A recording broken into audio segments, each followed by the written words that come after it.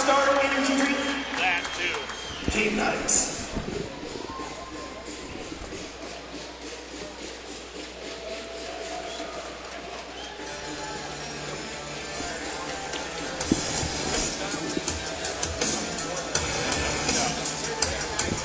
I agree.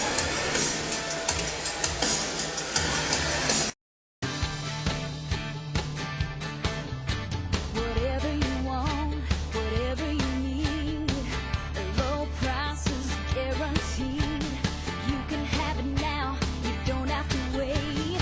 You can buy a lease to own the Aaron's way. Nobody beats Aaron's, nobody, nobody beats Aaron's, nobody. Rules of the game brought to you by Napa. Napa know-how. 8 players per side on the field. Players may be offense or defense. The clock runs non-stop until the final minute of each half. No punting. No stunning or twisting. One receiver may move in forward motion before the snap. Rebounds off the net are allowed. Players can be tackled into the wall. And that's the rules of the game brought to you by Napa. Napa know-how.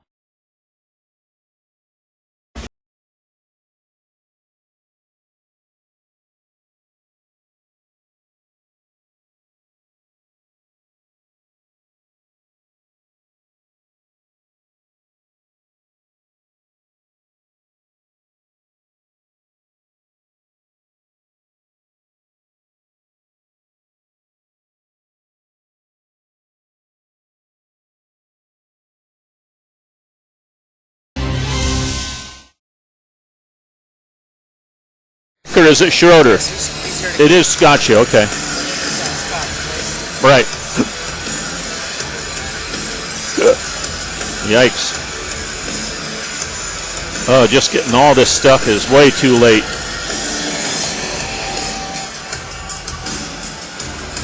And now here is tonight's Spokane Shot Game Night roster.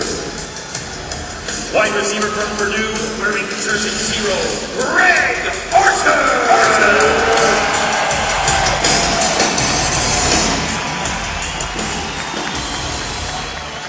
Defensive back from Washington State, wearing jersey number 1, Alex Tees.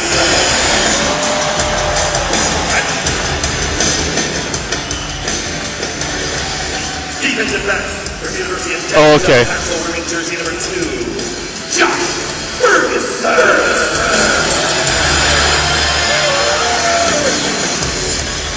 Your quarterback from Brown University, wearing jersey number 3, Kyle Rowley.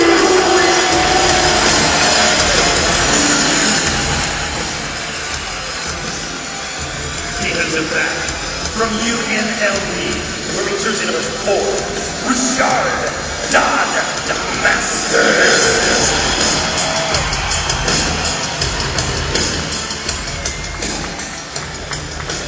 Defensive back from Eastern Illinois, wearing jersey number 5, Terrence Sanders.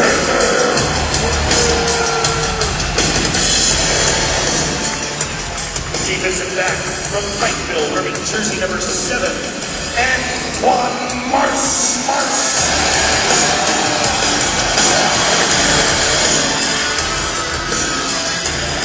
Linebacker from Southern Illinois, wearing jersey number 11, Micah King.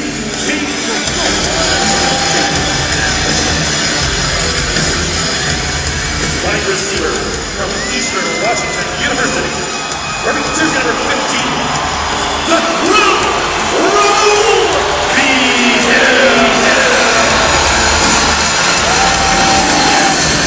Your kicker from Western Illinois, wearing jersey number 16, Taylor Rowan.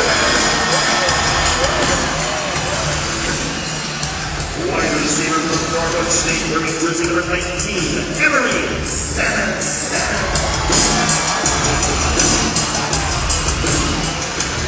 Wide receiver from Western Oregon, wearing jersey number 21, Sean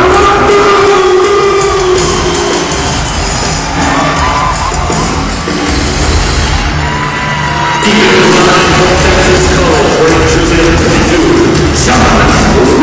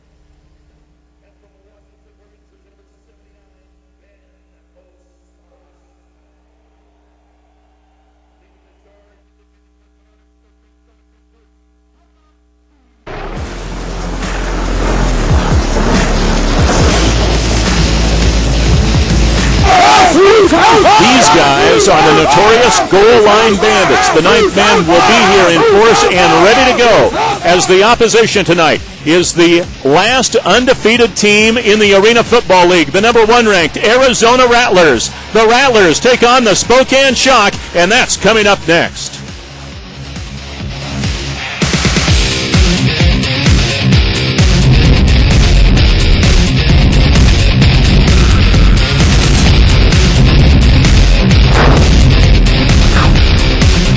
Tosh Hawthorne was an all-Big Ten player at Wisconsin, played 2 years for the Oakland Raiders of the NFL, and he leads this Arizona pass rush with 5 sacks this year, second in the league. It's a fearsome pass rush that Antonio Narcisse and the Spokane Shock offensive line will have to deal with here this evening. Narcisse, the only returning starter from last year's offensive line for the Shock. They've got to give Kyle Rowley a chance to pass the ball here this evening. Welcome to Spokane's Veterans Memorial Arena for a big game tonight. The undefeated Arizona Rattlers, 6-0 on the season, take on the 2-4 Spokane Shock. Good evening, everybody. Thanks for watching this evening. With Mike Peterson, I'm Larry Weir. Huge game in division, a chance for Spokane to give Arizona their first loss of the year, Mike. Yes, and Arizona has never won in this arena here, going 0-3 last year, but all 3 games have been really close. This is defined as a rivalry and a bit of a grudge match with the connection between Spokane players and Arizona players. This should be a lot of fun. This is an Arizona offense that is powerful. They have got a great weapon in Trandon Harvey, just one of many. Yes, and Trandon Harvey comes just down in the Palouse from WSU. He's an ex-Cougar. This year he's really emerged on the scene as a go-to guy, and you look at those numbers, he leads Arizona in all 3 receiving categories. Kyle Rowley has really upped his game over the last 3 weeks. The Shock passing attack has improved, and they're scoring a lot of points. Yes, as epitomized in that huge win on the road against Orlando, where Rowley accounted for all 10 Spokane touchdowns, 8 through the air, 2 on the ground. And his target, this gentleman has also emerged as well, Sean Kaulainamoku, much in the same mold as Raul V. Hill. He's very shifty, he's great at getting yards after catch, very elusive. In his last 2 games, 16 catches, 153 yards, 6 of those for touchdowns, really emerged as a weapon in this offense. And Kaulainamoku, V. Hill, Salmons, Greg Orton, that's a very powerful passing attack for Spokane. Arizona can match them. Maybe it'll be whose secondary can get the job done here this evening. It's the Shock taking on the Rattlers. The Rattlers undefeated on the season. The Shock looking for their second straight win. We'll have the game's opening kickoff coming up next here on KSKN.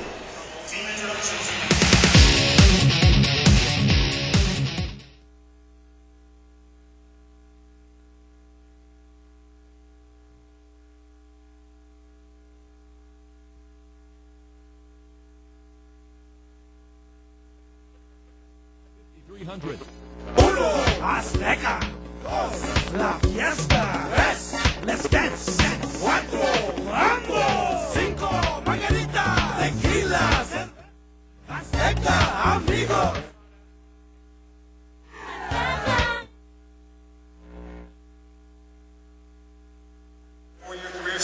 We're probably going to have time to do keys to the game before the kickoff, I think, if you guys want. There we go. Please welcome Courtney Vandersloot. I think he's walking up the sidelines at the 5-yard line on the near side boards. Kevin Guy at the 10. He's got a hat on his head. Yep, going north or going toward the scoreboard. He's at the 15. He's now right at on the near 17. side boards as we look at it. And now he's coming out almost to the numbers at the 20. That's him. Are we talking him first?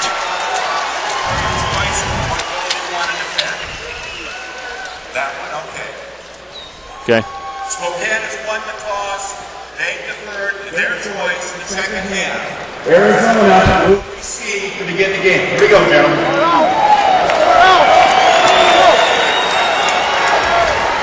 I just don't think the lights are going to be full strength by the time we come back. Here, if you need. Oh, no, I think the bell delay. Oh, I'm with you. Yeah, for playing. And welcome back, Veterans Memorial Arena in Spokane. The Shock and the Rattlers doing battle here this evening. And Mike, let's take a look very quickly at your keys to the game.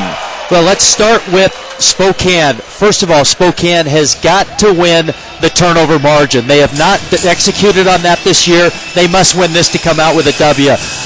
With Windsor and Harvey, the big two wide receivers, contain them. Don't let them go over the top, but also don't let them get big yards after catch. And Davila, you give him any kind of time in the pocket, he will dice the defense. The answer there, you've got to put pressure. And the keys to the Rattlers, take the crowd out of the game by getting the early lead.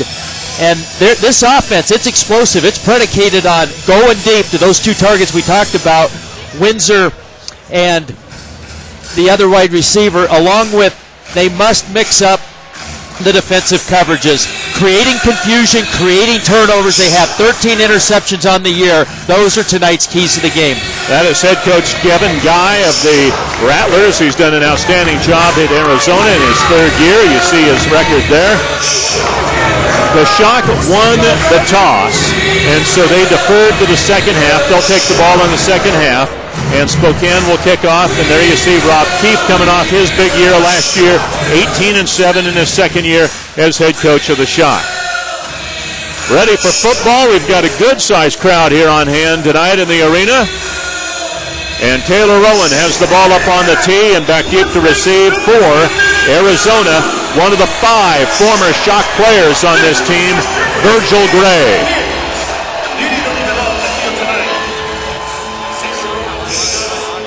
Virgil Gray averaging about 20 yards per return. And here's the game-opening kickoff. Gray to the 5 and is stopped there.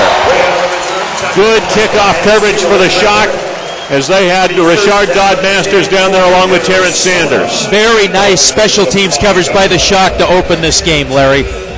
And so the Shock will bring their defensive unit out there against Nick Davila, the former Shock quarterback, now second to all time on the Shock in passing yardage and passing touchdowns.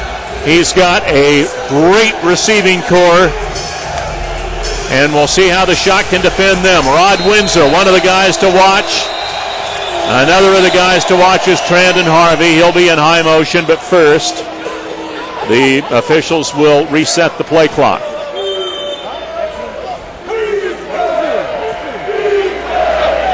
Davila with head coach Kevin Guy on the bench.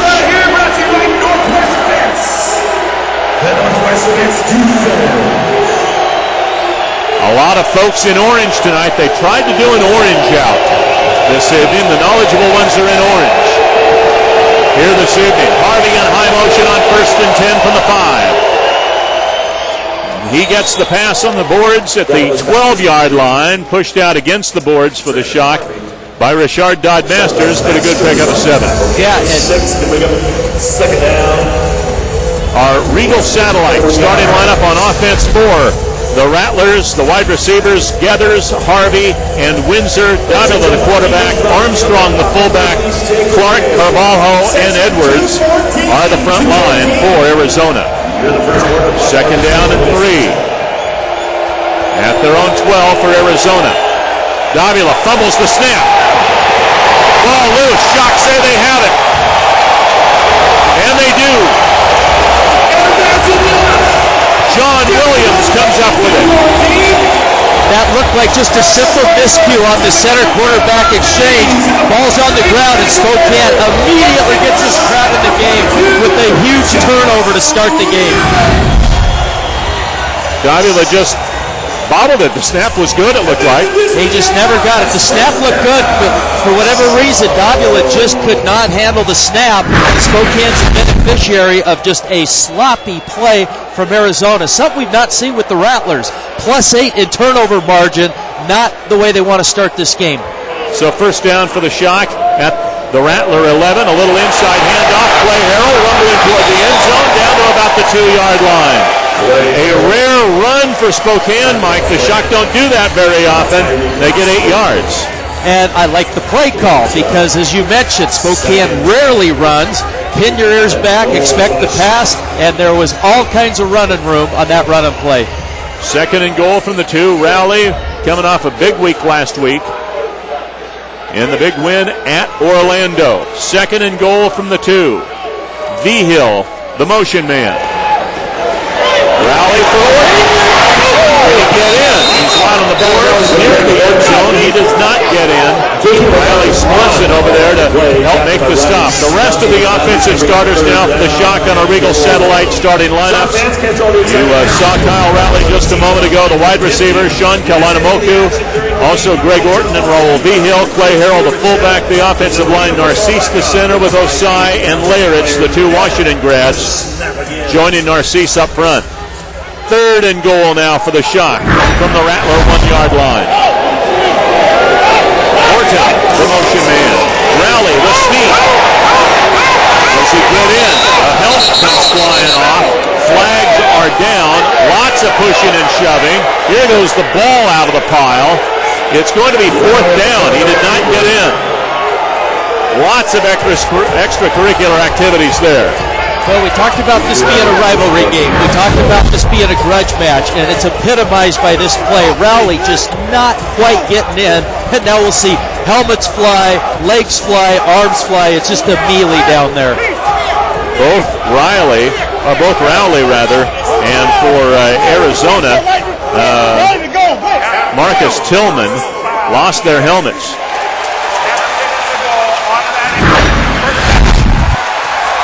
And so a personal foul on Arizona after the play gives the Shock a 1st down.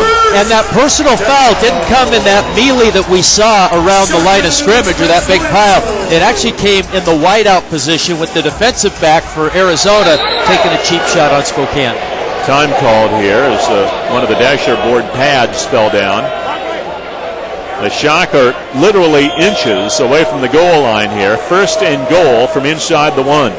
Now it's early, but the 2 Achilles heels for Spokane this year has been turnover margin and penalties. Well, early in this game, roles have reversed. Arizona's had the penalties, Arizona's had the turnovers, and Rowley's been hot in the red zone. And he gets in. Touchdown for the Shock.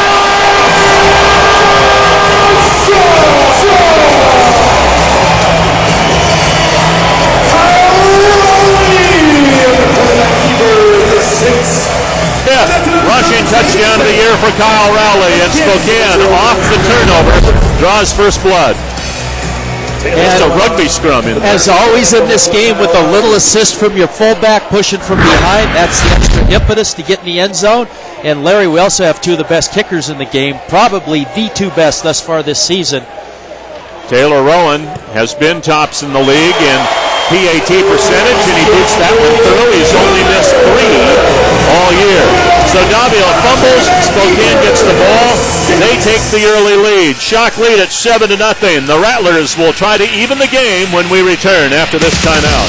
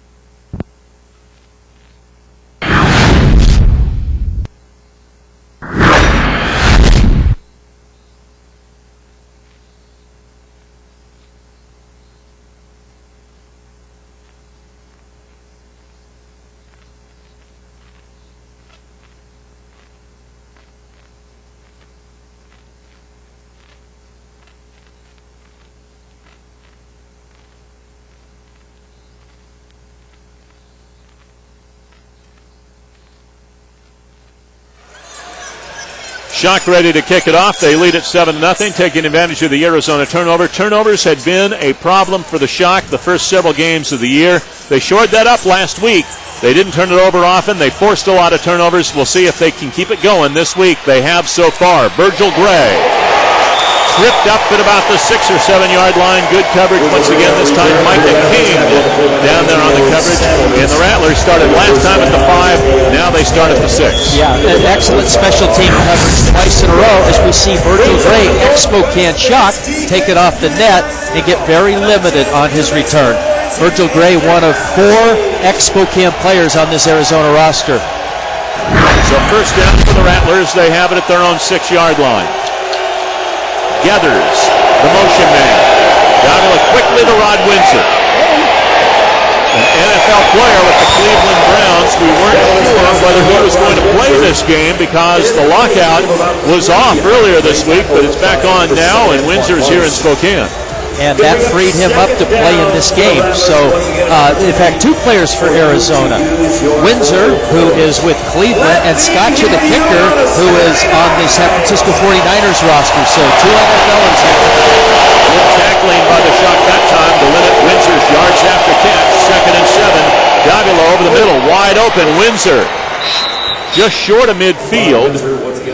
Taken down by Ferguson, along with Don Masters. The Shock defensive starters, brought to you by Regal Satellite. The 2 Williamses, no relation, John and Jonathan, along with Kareem Smith up front, King and Marsh the linebackers, teams Ferguson and Dodd Masters in the secondary for head coach Rob Keefe. And that Shock defense. 1st and 10 Rattlers, up at the 23-yard line after that good pass play to Windsor. Davila has time, floats a ball, wide open Windsor on the boards. 3 plays, 3 receptions. Windsor, another first down, a pickup of about 14 yards. So far, Davila getting a lot of protection up front, and they've protected him well. And we see that accuracy when he could just stand tall in the pocket. Nice touch pass between the under-over coverage of Spokane. That's just beautiful touch. Last 2 games, Davila's completed over 80% of his passes. Spokane's got to bring some pressure. Well, on that last play. 1st and 10 Rattlers from the Shock 16. Harvey the motion man. It's a handoff to Ferguson. He led the AFL in rushing last year with the Tulsa Talons, 40 yards, and he picks up about 8 or so on that carry. Closer to 7 at any rate. It was 2nd down.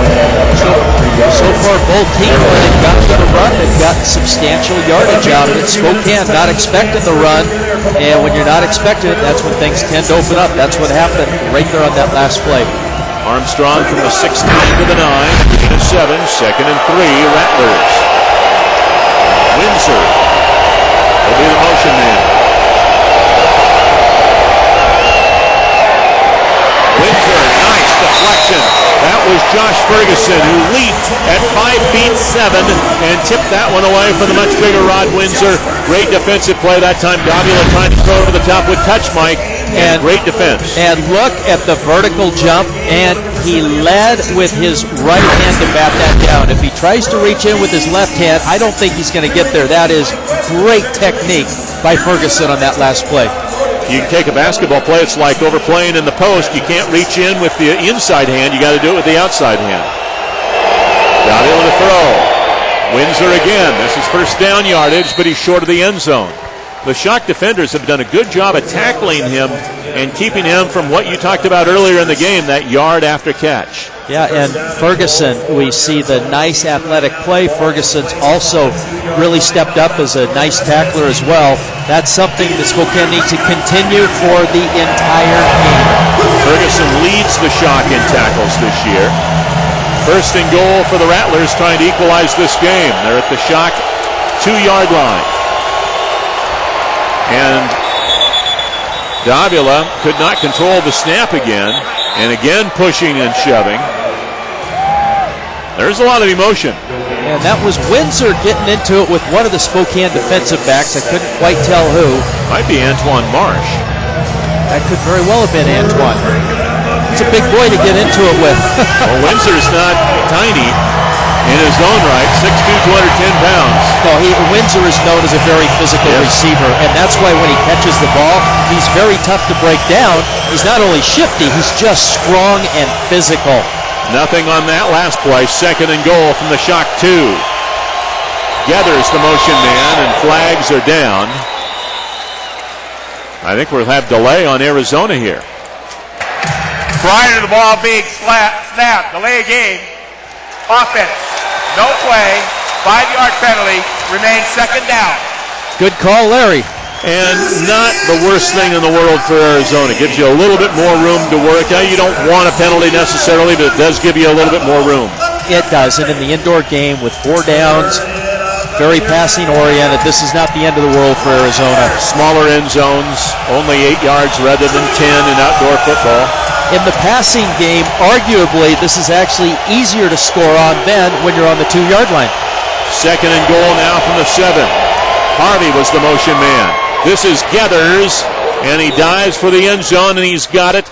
And Arizona is an extra point away from evening this ball game up. They have got 3 very talented receivers. Gathers played at Miami of Florida, or the U as they call it, 6'3", 205 pounds. He gets the touchdown through the air, his 5th of the year. And so on for the Rattlers will be an interesting story. Fabrizio Scaccia. We'll talk a little bit more about him as the game goes on. There you see him, number 11. 6'1", 220 pounds, 16 of 17 this year, as Mike said, a signee of the San Francisco 49ers, and he boots that one through right there to even this ball game up. Arizona ties this ball game 7-7 as Nick Davila evens up the ball game with that touchdown pass right here to Jason Gathers. It's 7-7, and the Shock will have the ball when we return.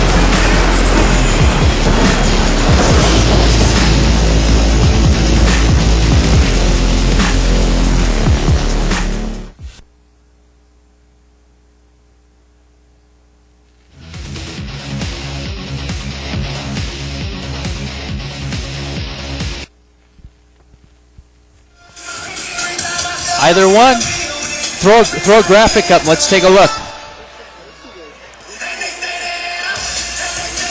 Okay. Okay. Sure. Yes, let's do that. And I'm going to give a VPI thing when we come back, too. Yes. Good thinking, Larry. Hey, VPI is a great sponsor. Yes, they are. They are. And I've been slack on that so far. They need a lot of. They need a lot of shout-outs tonight. We really appreciate what they do from a sponsorship perspective.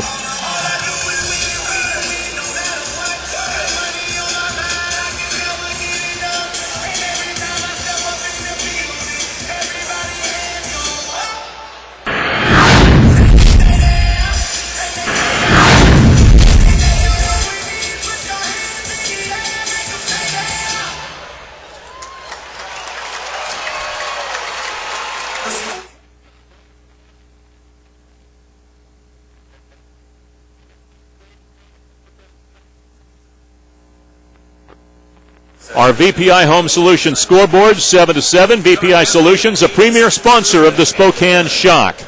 Mike, when you look at these teams coming into this ball game, the offense pretty similar, but the numbers a little different on defense. Yeah, and Spokane early did struggle to score some points. As of late, not been an issue. Biggest thing is that scoring defense. Just jumps right off the screen at you. Terrence Sanders, a former Arizona Rattler.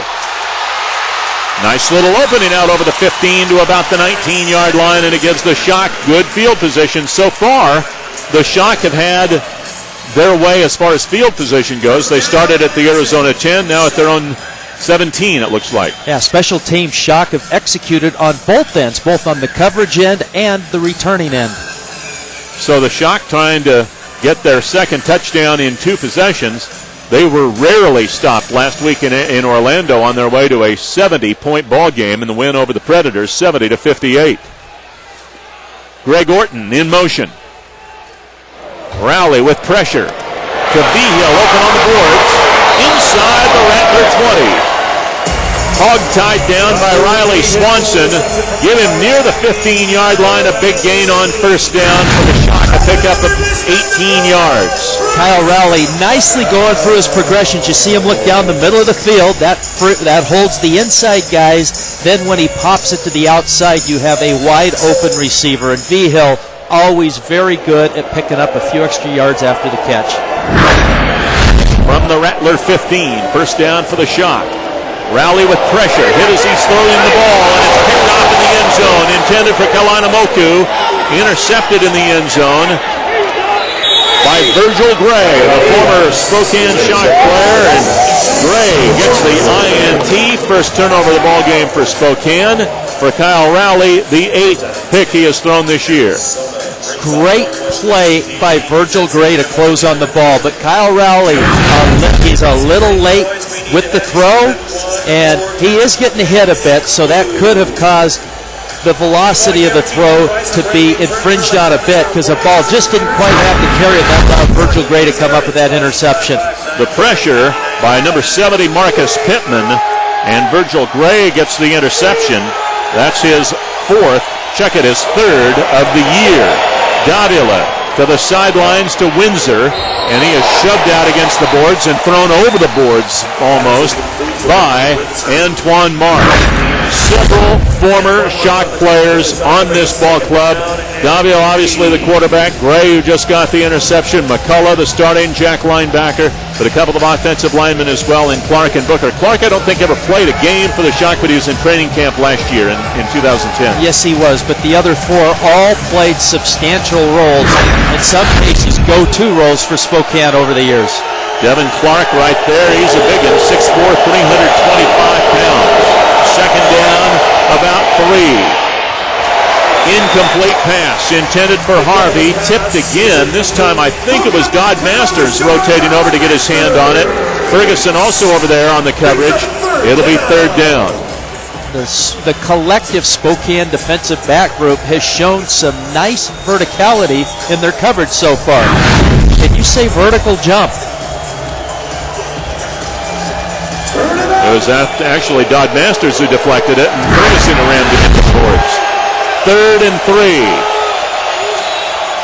Davila with pressure, and flags are down. They're going to get Josh Ferguson for a hold or an interference here.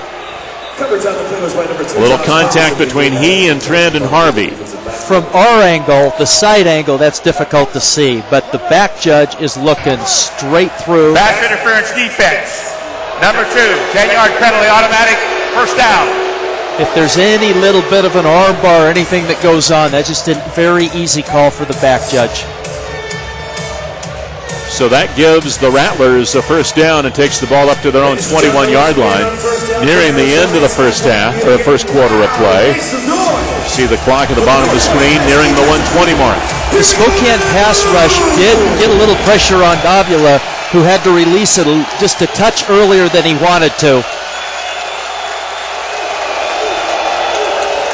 Little toss sweep, Odie Armstrong. They're running him a lot tonight. He gets about 3 yards on the play, but flags down right at the snap.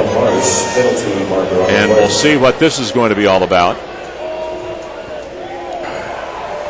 Offsides defense. Number 4, 5-yard penalty. Repeat first down. Virgil, or rather that was Richard Dodd Masters lining up in the neutral zone. Hey, you can like the Shock on Facebook and join the discussion with the other 20,000 plus Shock fans. Get daily updates, pictures, and important announcements. You can like the Shock on Facebook. That is the most fans anybody has in the AFL on Facebook. 20,000 fans plus for the Shock. 1st and 5. Davila, a little screen pass to Windsor. Got a lead block from Clark. It'll be close to a first down around the 18-yard line, maybe the 19. We'll see if he has it. Again, pushing and shoving after the play, and lots of finger pointing.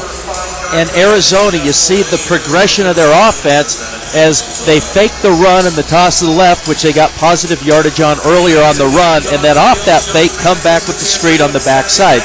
So clever play calling and schemes by offensive coordinator and head coach Kevin Guy. And they do get the first down at the Shock 19-yard line, and that's going to do it for the first quarter of play here.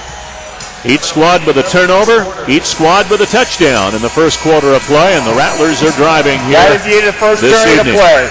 The Arizona Rattlers, the undefeated #1 team in the Arena Football League. 6-0, the only undefeated team left in the league. Nick Davila with the early fumble, but then an interception. And we are all even, 7-7 at the end of the first quarter of play.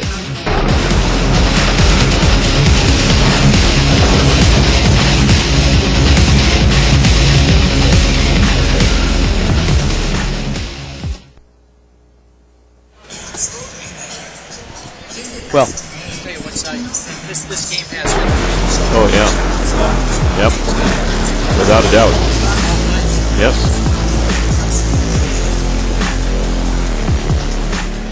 Hey, Jesse.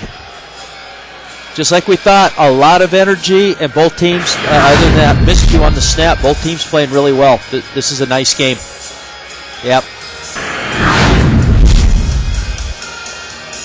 I think that's all we had. It seemed to just fly. Yeah. I mean, I'm looking 30 so minutes and we're we're probably behind time, right? Yeah. Ladies and gentlemen, it's now time for Okay. Sweetheart in the stands. We're looking Minimum. at 70 in section 118. Okay. 18 from T as in Tom. Seat number 3. 118 from T. You want to just do the VPI Solutions scoreboard coming out, just in case they're not ready? Our Sweetheart in the Stand, brought to you by Fox Okay. Salon and Spa. Congratulations. Show us what you got in the bag. You're on TV. Show us you're on the big screen. Wait, hey! Congratulations. Beautiful dance team members up there helping out as well. Thank you. Congratulations here tonight. Sweetheart in the Stand, brought to you by Foxy Sports.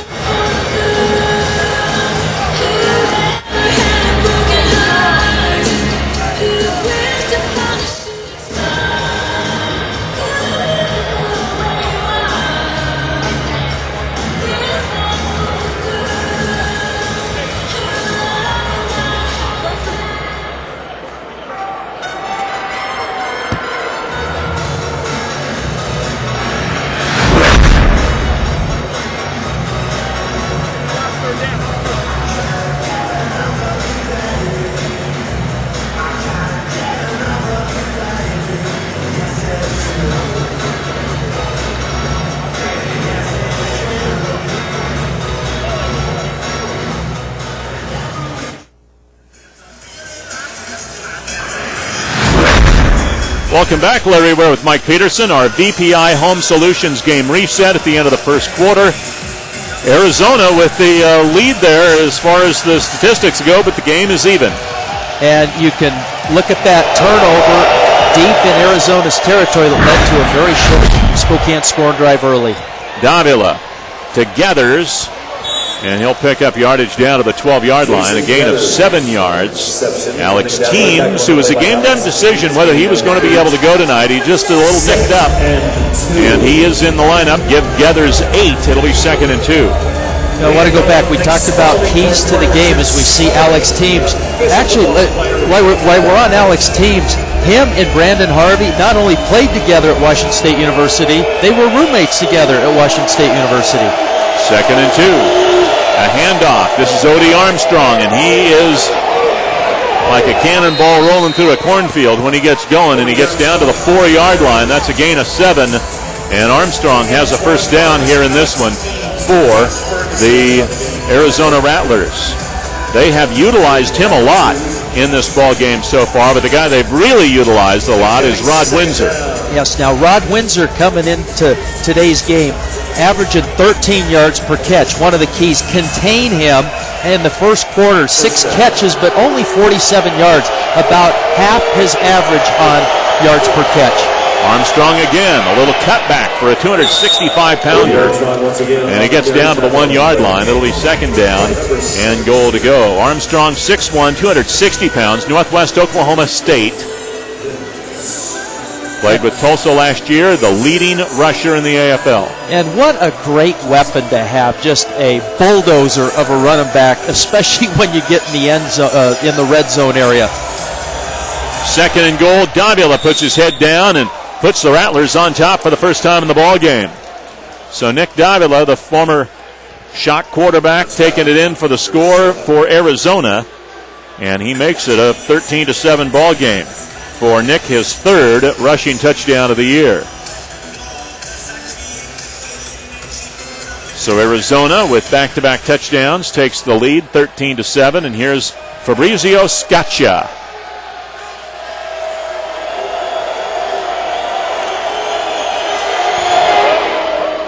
And he nails the point after touchdown. So Scaccia, who kicked for 3 years in the FFA, boots the extra point through, and the Rattlers lead by 7.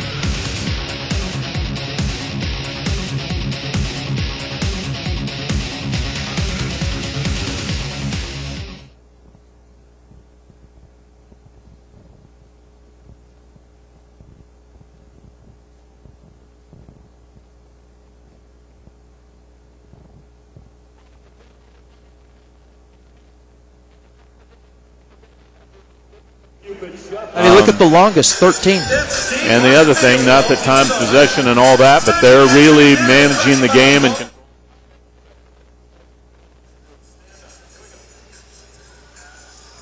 I mean, 7-7 the first quarter, and it went fast. But right now, it's containment, bend, don't break defenses.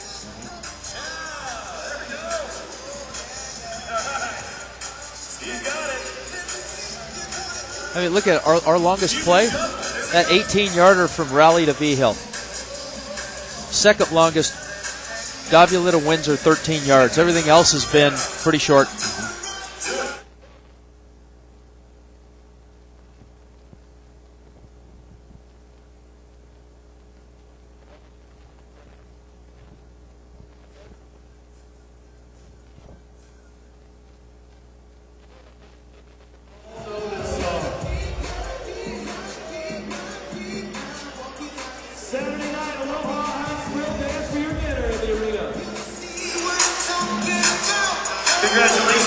They're having a good time at Spokane Veterans Memorial Arena on an orange out. Those two didn't get the message, neither did the people behind them, but there's a lot of folks in orange here this evening as Scaccia is ready to kick it off. Terrence Sanders will return from the backboards, and he cannot get out of the end zone. Virgil Gray takes him down. Those two guys basically just traded jobs. Sanders was in Arizona last year, comes to Spokane. The receiver Gray was in gets the ball out Spokane, of he the end goes to zone. However, Arizona. there was an attempt. And this is not a safety. If you want to talk about rules to the game, if the return man can't get out of the end zone, it's marked at the 3-yard line. Yes, correct. The reason for the indoor game and the nets, or I should say for the nets and the indoor game, is to keep the ball in play. Everything's live. There are no punts, kickoffs, missed field goals, all live. Play it off the net, and you must make an attempt to get out of the end zone. So the Shock have it at their own 3. First down, all 3 receivers to the near side as you look at it, toward the bottom of the screen. And the flags are down as they push the center, Narcisse, right back into the quarterback rally. He goes backwards into the end zone with the ball, but I think we're going to have a penalty here on Arizona. And Taj Hawthorne, the nose guard, just jumped a little early. And offside defense. Number 77 with contact. 5-yard penalty. It remains first down. Never understood that, how the nose guards are offside, because the ball's right in front of them, but occasionally they're going on count just like everybody else, or on cadence, and Raleigh probably drew him off. And with the high motion, you could, if you have a sense and experience, you can anticipate snap counts. Raleigh on 1st and 5, pressure up the middle. They're putting a lot of heat on Kyle right now, and the pass incomplete. He led Kalanamoku just a little bit too far. Flags are down again. I think we'll have a hold here on Spokane, but Tyree Glasper put a lot of heat that time on Raleigh. And Spokane better protect Raleigh because there is no backup quarterback. The backup quarterback would be Emery Salmons, wide receiver, if anything was to happen to Raleigh. Offense, 67. Half the distance to the goal. Repeat, first down. And that basically Correction on the number, 69. That basically cost them most of what they picked up on the last play. It'll be 1st and 9 now from the shock. From the 4-yard line. V-Hill in high motion. Intended for Orton. Batted away by Marquise Floyd out of bounds. 2nd down and 9. So one of our keys, Mike, was protecting Kyle Rowley and the matchup between Hawthorne and Narcisse. And that's been quite a battle so far. I don't know that the Shock have lost that, but they've lost some of the other ones because there's been a lot of heat put on Rowley so far. Well, with Hawthorne, what's interesting, how often do you see a nose guard lead your team in sacks? That usually comes off the edge. This defense is built for pressure up the middle, collapse the pocket, so quarterback can't step into his passes. A little more time that time around. He throws a nice strike to Greg Orton, who makes the diving catch. Good for a first down. A pickup of 14 up to the 18-yard line. Orton has really emerged this year as a go-to receiver. Yeah, especially with Marquis White going down, who will be back later. But you see Orton just laying out, reeling that ball in, clean catch. That was a very big play for Spokane. 1st down and 10. Shock up at their own 18. Kalanamoku in motion. Rally with some time. Orton wide open inside the Rattler 20. And will go down. They'll give him forward progress toward the 18. That'll be a pickup of close to 15 yards and another Shock first down. Rally last play hit Norton going right to left. This time left to right. It works both cases. They are finding all. And, oh, here we go. Look at here's Narcisse and Hawthorne. Look at that matchup. Those two guys are just battling away. And a great job by Narcisse. Hawthorne got nowhere close to the quarterback that time. Rally to throw, dumps it out to the tight end. A nice hurdle for a 335-pound guy in Polani Masoon. And that's going to be another first down for the Shock. It isn't very often you see a big guy like that. I overweighted Poluni a little bit, 6'6", 320 pounds, not 335, but that's a nice little hurdle you're going to see here. Well, and a nice play call. That's almost, well, that is a screen pass. That develops just like a screen pass in the outdoor game, only you're going to one of your linemen who happens to be a tight end in this game. All right, Again, second down, I really like 2nd and 1. I really like the play calling. Gain of 9. They don't get the first down on the play. The ball spotted at about the 9-yard line as we see Andy Olson, the Shock offensive coordinator. Former outstanding wide receiver here in Spokane in 2008 and 2009. 2nd down and short. Harrell slamming into the middle. I think he'll have a first down. Two different types of fullbacks in this game. Armstrong, a 260-pounder, a little bit more athletic perhaps. Harrell is just a big guy, a former offensive lineman, a former defensive lineman, weighing in at 315 pounds. There you see Harrell with the major work done in the tattoo parlors around the United States over the years. And Clay Harrell, what a character. He is a fun guy to be around. Always joking. 1st and goal. Rally. End zone. This might have been picked again. Nope. Dropped by Virgil Gray. He had the best chance at it. Kyle let that one. Lofted it maybe just a little bit too much as Kalanamoku was open. It'll be 2nd down. Virgil Gray, thus far today, has been very impressive closing on the ball. And we'll watch this replay. Watch number 4 in white close on this ball. You've got a step here, a little wobbler, a little underthrown, but Virgil Gray right there on his hip. Rally's got to get a little more gas on that throw. He couldn't zip it, though, because he had McCullough between him and the receiver. So here's Orton on the quick throw. He gets tossed down by Floyd at the 4-yard line. We do have a flag down at the goal line. This has been a game in which both teams, Mike, have been trying to manage the clock and take time out the clock with their possessions. This is just the 3rd possession. 2 fouls on the play. Offside, defense. That penalty is declined. Holding, defense. That penalty is accepted. Half the distance to the goal. Automatic First down. Just 3 possessions for each squad in this one so far. Yeah, and there was a game last year they played here in Spokane where expected a shootout coming in, and it was a very low-scoring game. This game has taken on that same complexion. I believe that score ended up in the 30s for both teams. And we're halfway done with the second quarter in a 14-7 Arizona lead. Shock driving, first and goal now for the 4-yard line. Orton, the motion man. Rowley, touchdown Shock. Well, you're talking about Rowley getting a little more zip on the pass. He had a lot of zip on that last pass. Just a bullet and accurate. 16th touchdown catch for Greg Orton. I'm not sure what Orton and Raul Vigil were doing there, but there's some kind of a choreographed dance, and we're an extra point away from being even. Just a beautiful bullet pass For the extra point. to Greg Orton. And the dances and the stuff they've been elaborate here tonight. Rowan to try to tie it. And he gets the job done. 6:38 remains to play in the first half. Each squad has 2 turnovers in the ball, or each squad has 1 turnover in the ball game. Each squad has 2 touchdowns in the ball game, and we're all even. 14-14. Rowley to Orton ties it up for the Shock.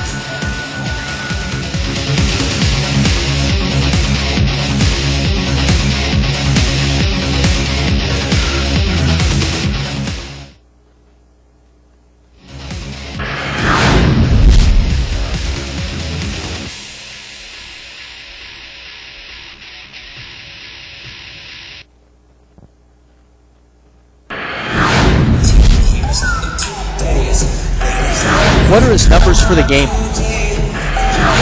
What are Orton's numbers for the game? Orton for the game. Right, but for the game, what do you have for him? Oh, that's just it? That's just it. I think. Okay, he's got 5 catches. That last... Oh, no, he's got 1 more for 1 yard, so he'd have 4 for 33. No, you don't need to do that. Mike just wanted to know what his deal was. Oh, all right. Oh, he's got 5? Okay. Well, in that last drive, 3 catches, 32 yards. I mean, it was Rowley to Orton. That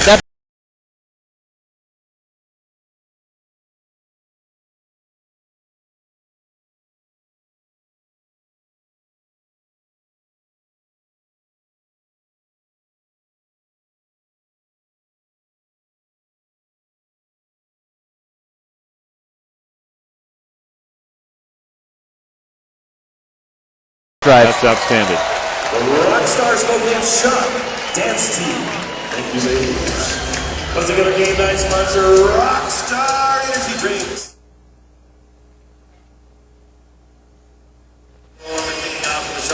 Our VPI Home Solutions scoreboard there, all even 14-14 as you see the goal line bandits. We'd also like to thank Rockwood Clinic and Deaconess Medical Center, the proud medical provider for the Spokane Shock. Shock even the game at 14, 6:38 remaining to play here in the first half. Taylor Rowan ready to kick it off. Virgil Gray had been the guy back, but now it's Trandon Harvey. All Harvey's doing 31 yards plus per return in 6 returns this year. And he takes it off the net. And he doesn't get anywhere close to 31 yards that time around. Great coverage. Richard Dodd Masters knocks him down at the 3-yard line. Another timeout. 6:29 remaining. We're tied at 14, and the Rattlers will try to break that tie coming up in just a moment.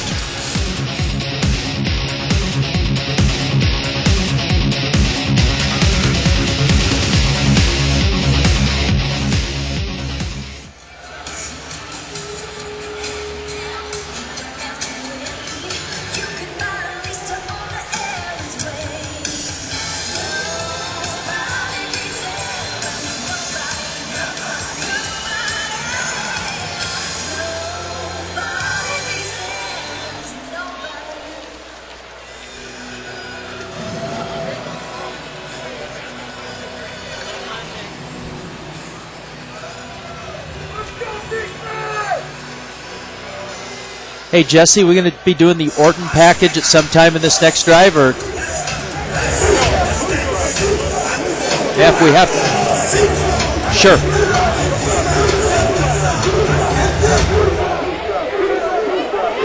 Or if it doesn't work out, we can always open Spokane's next drive. Yeah. Yeah, let's just do that. I think that'd be easiest. Yeah. Give your energy bill a break with a Vista's Energy Efficient Incentive. New windows, VPI home solution. Schedule your window replacement project by Are they still doing season tickets, though? and a $25 gas card from VPI. Hurry That would be my only question. Yeah, that would be my only question. VPI Home Solutions today.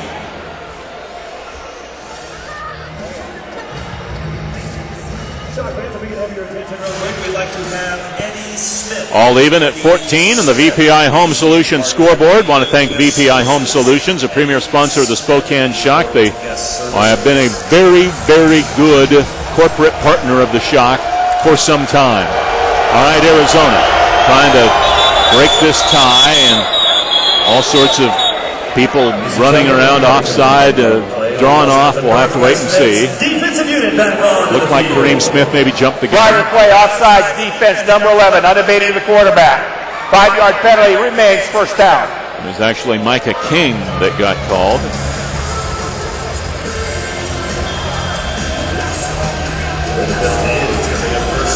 And so it's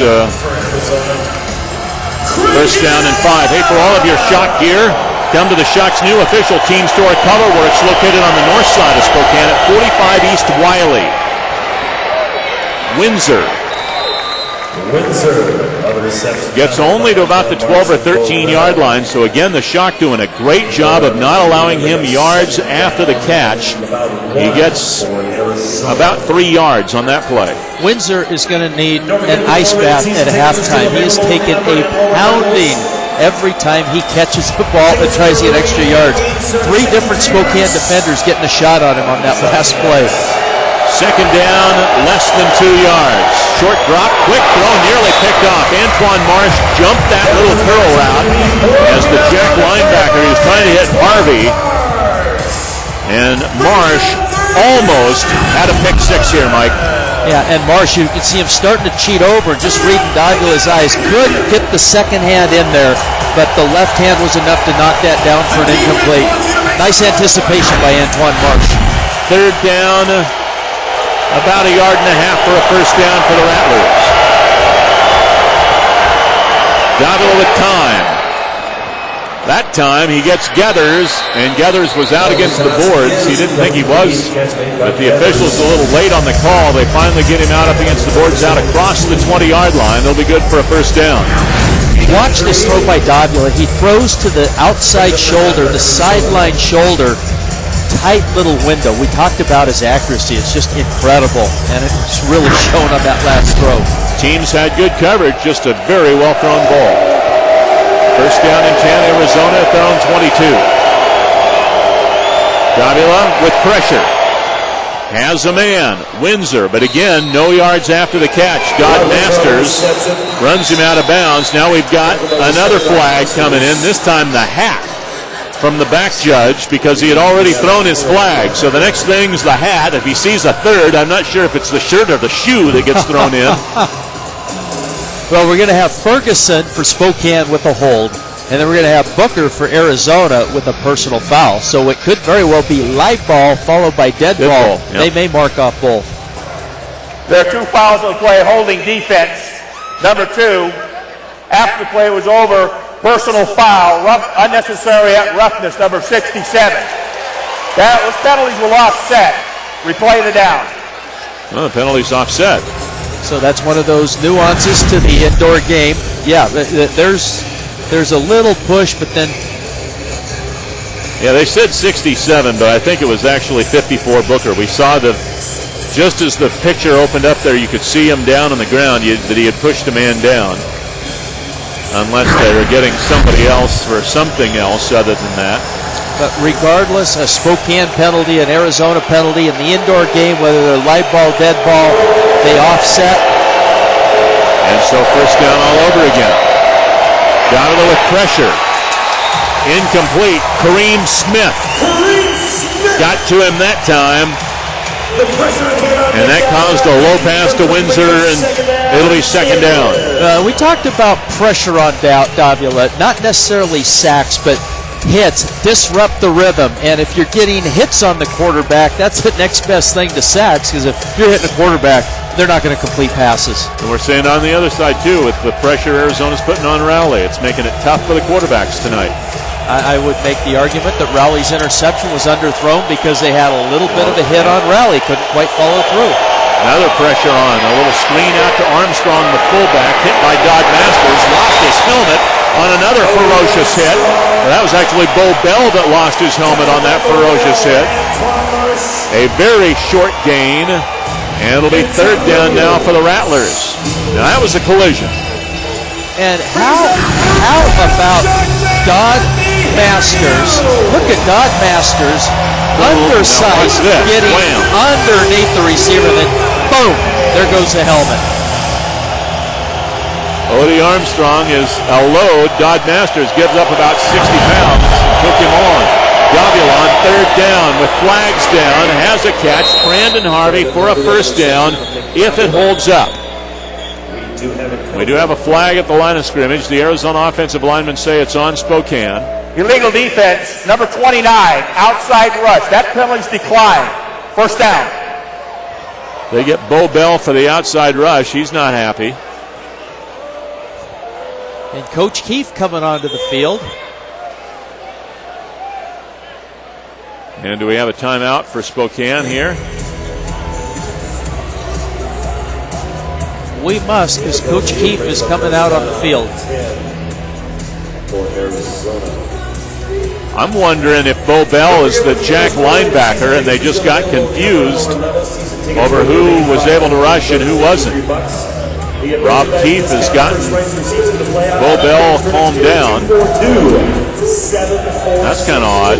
Clay Harrell came trotting out onto the field as well. Yeah, a substitution. Coach Keefe coming out, but I don't think. Turn it up for the defense! We've got, it's a 14-14 ball game here. 2.5 minutes remaining to play in the first half. First down, Rattlers. Davila with somebody grabbing at his feet, and the pass incomplete. Kareem Smith again coming through there, and had Davila by the foot. He really couldn't step into that pass, and it's incomplete. It'll be second down. Kareem Smith really starting to find out the weaknesses of the lineman he's going against. Starting to create pressure. This time he just shoots low, gets a little bit of the leg. And again, whether you hit him high or hit him low, it's going to affect the accuracy. He's working against John Booker, the former Shock player. Gathers in high motion. Second down, quick throw, Windsor. For the first time in the ball game, the Shock missed a tackle, Dodd Masters.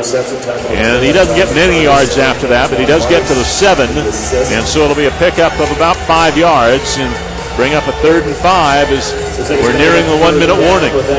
Spokane defense has done an excellent job all game in containing Windsor. That was one of the keys. There is just no room for him to navigate. And on that last play, you can see there were 3-4 blue jerseys. Windsor's a load. You've got a team tackling to contain him. Spokane is doing that. The Rattlers have to run a play before the 1-minute warning. Davila throw flags down for Harvey. Overthrew him incomplete, but I think the Shock were offside. I'm thinking Harvey was offside.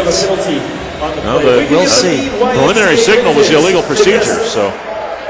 Prior to play, false start offense. Number 1, 5-yard penalty. Remains third down. Rod Windsor.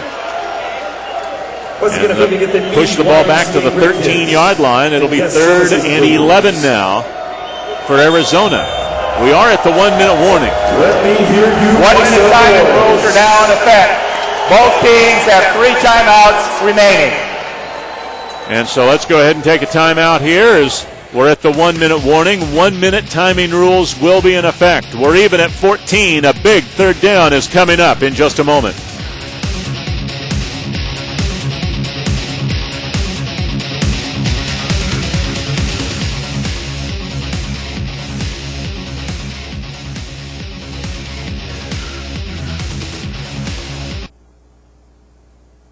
Offsides penalties and stuff, but nothing overly obscene from a penalties perspective.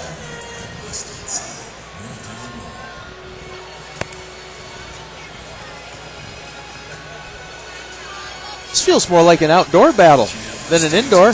Wow. Yeah. And I'm okay with this. I like seeing some defense in the indoor game.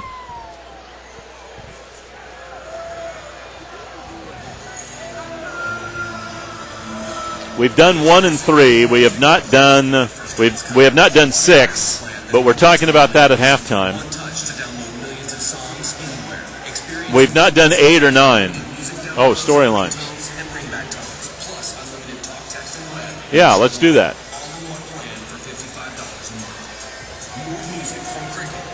Windsor certainly earned some airtime. Let me hear you put your hands together and make some noise. No. On your feet. 118, stand up.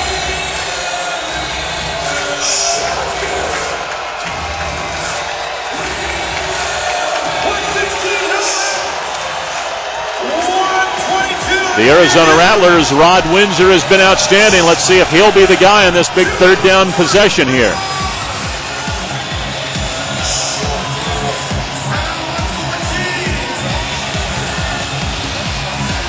Windsor is going to be his first number 1 target. 3rd and 11, Rattlers. And coming up the middle was John Williams that time. They call him Little John. If a man 6'3", 260 pounds can be called little. And that's because they have another John Williams who's 300 pounds. And we were talking about nose guards jumping off Offside sides. defense, number 24. That is a bonus. As a result, that's a 5-yard penalty and an automatic first down. And penalties continues to haunt Spokane. Wow. That is unnecessary. That is a silly penalty. By rule, that is the The third shock. foul against the defense. That requires a first down. The official explaining himself there as to why that's a first down. Those are the new rules this year. After the third and all subsequent offsides will be an automatic first down. Dave Gutaya is the referee. Talk about adding insult to injury. You have Arizona 3rd and 11, and now it's 1st and goal. 1st and goal from the 8. See if they're going for Windsor. No, it's a handoff. Armstrong, can he get into the end zone? The answer is yes. Odie Armstrong, his 7th rushing touchdown of the year. 5 straight games now in which Armstrong has scored a touchdown, and Arizona takes a 20-14 lead. Well, Armstrong, you watch his running skill, you can see why he led AFL in rushing last year. Keeps his feet, little change of direction, and just bowls his way into the end zone. And so Scotcha on for the PAT. Scotcha, now 18 of 19 on the season. Played in the UFL in 2010 with Sacramento, signed to the 49ers of the NFL, and he puts the Rattlers on top, 21-14. But still plenty of time for the shot. Better than 55 seconds remain as Odie Armstrong puts Arizona on top, 21-14.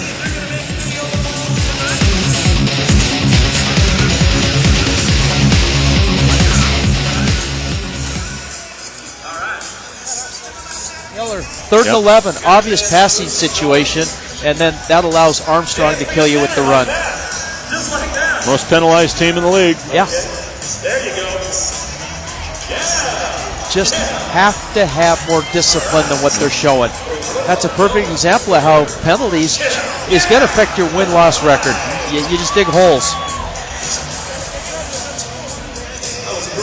In Arizona so far is one of the least penalized teams. Yes. In fact, if I look at... We did not run that.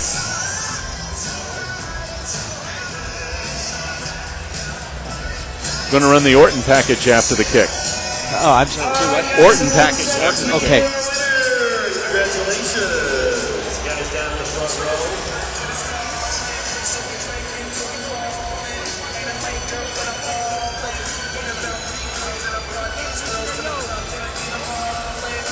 Spokane needs a score here. They got to get this crowd amped up, get the crowd amped up, ready for the second half. Because Spokane is going to receive in the second half too. This could be a 2-0 possession thing. Absolutely. So We'll clock talk about.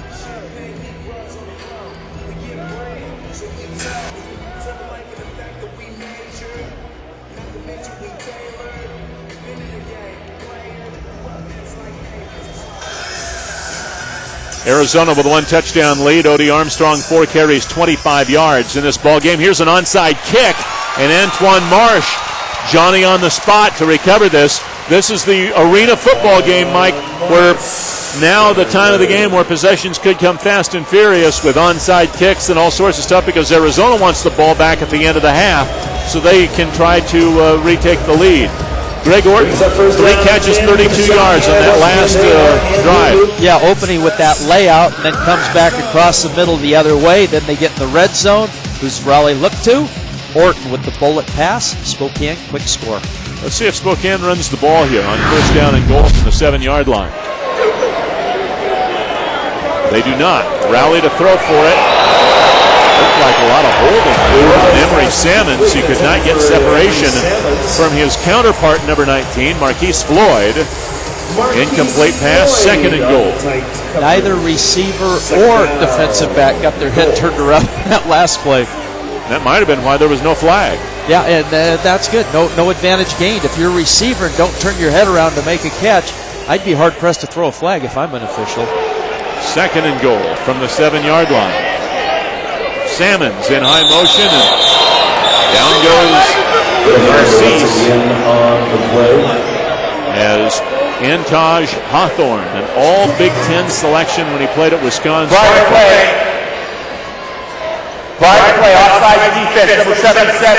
That is his 3rd such foul. That's a half the distance to goal penalty and an automatic first down. So Antaj Hawthorne gets the penalty there that cost his team a 1st down.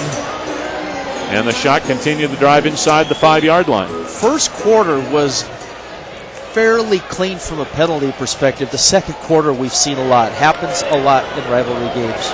Raleigh to throw for V-Hill. And the Thrill has his first touchdown of the ball game. PAT away from tying it up.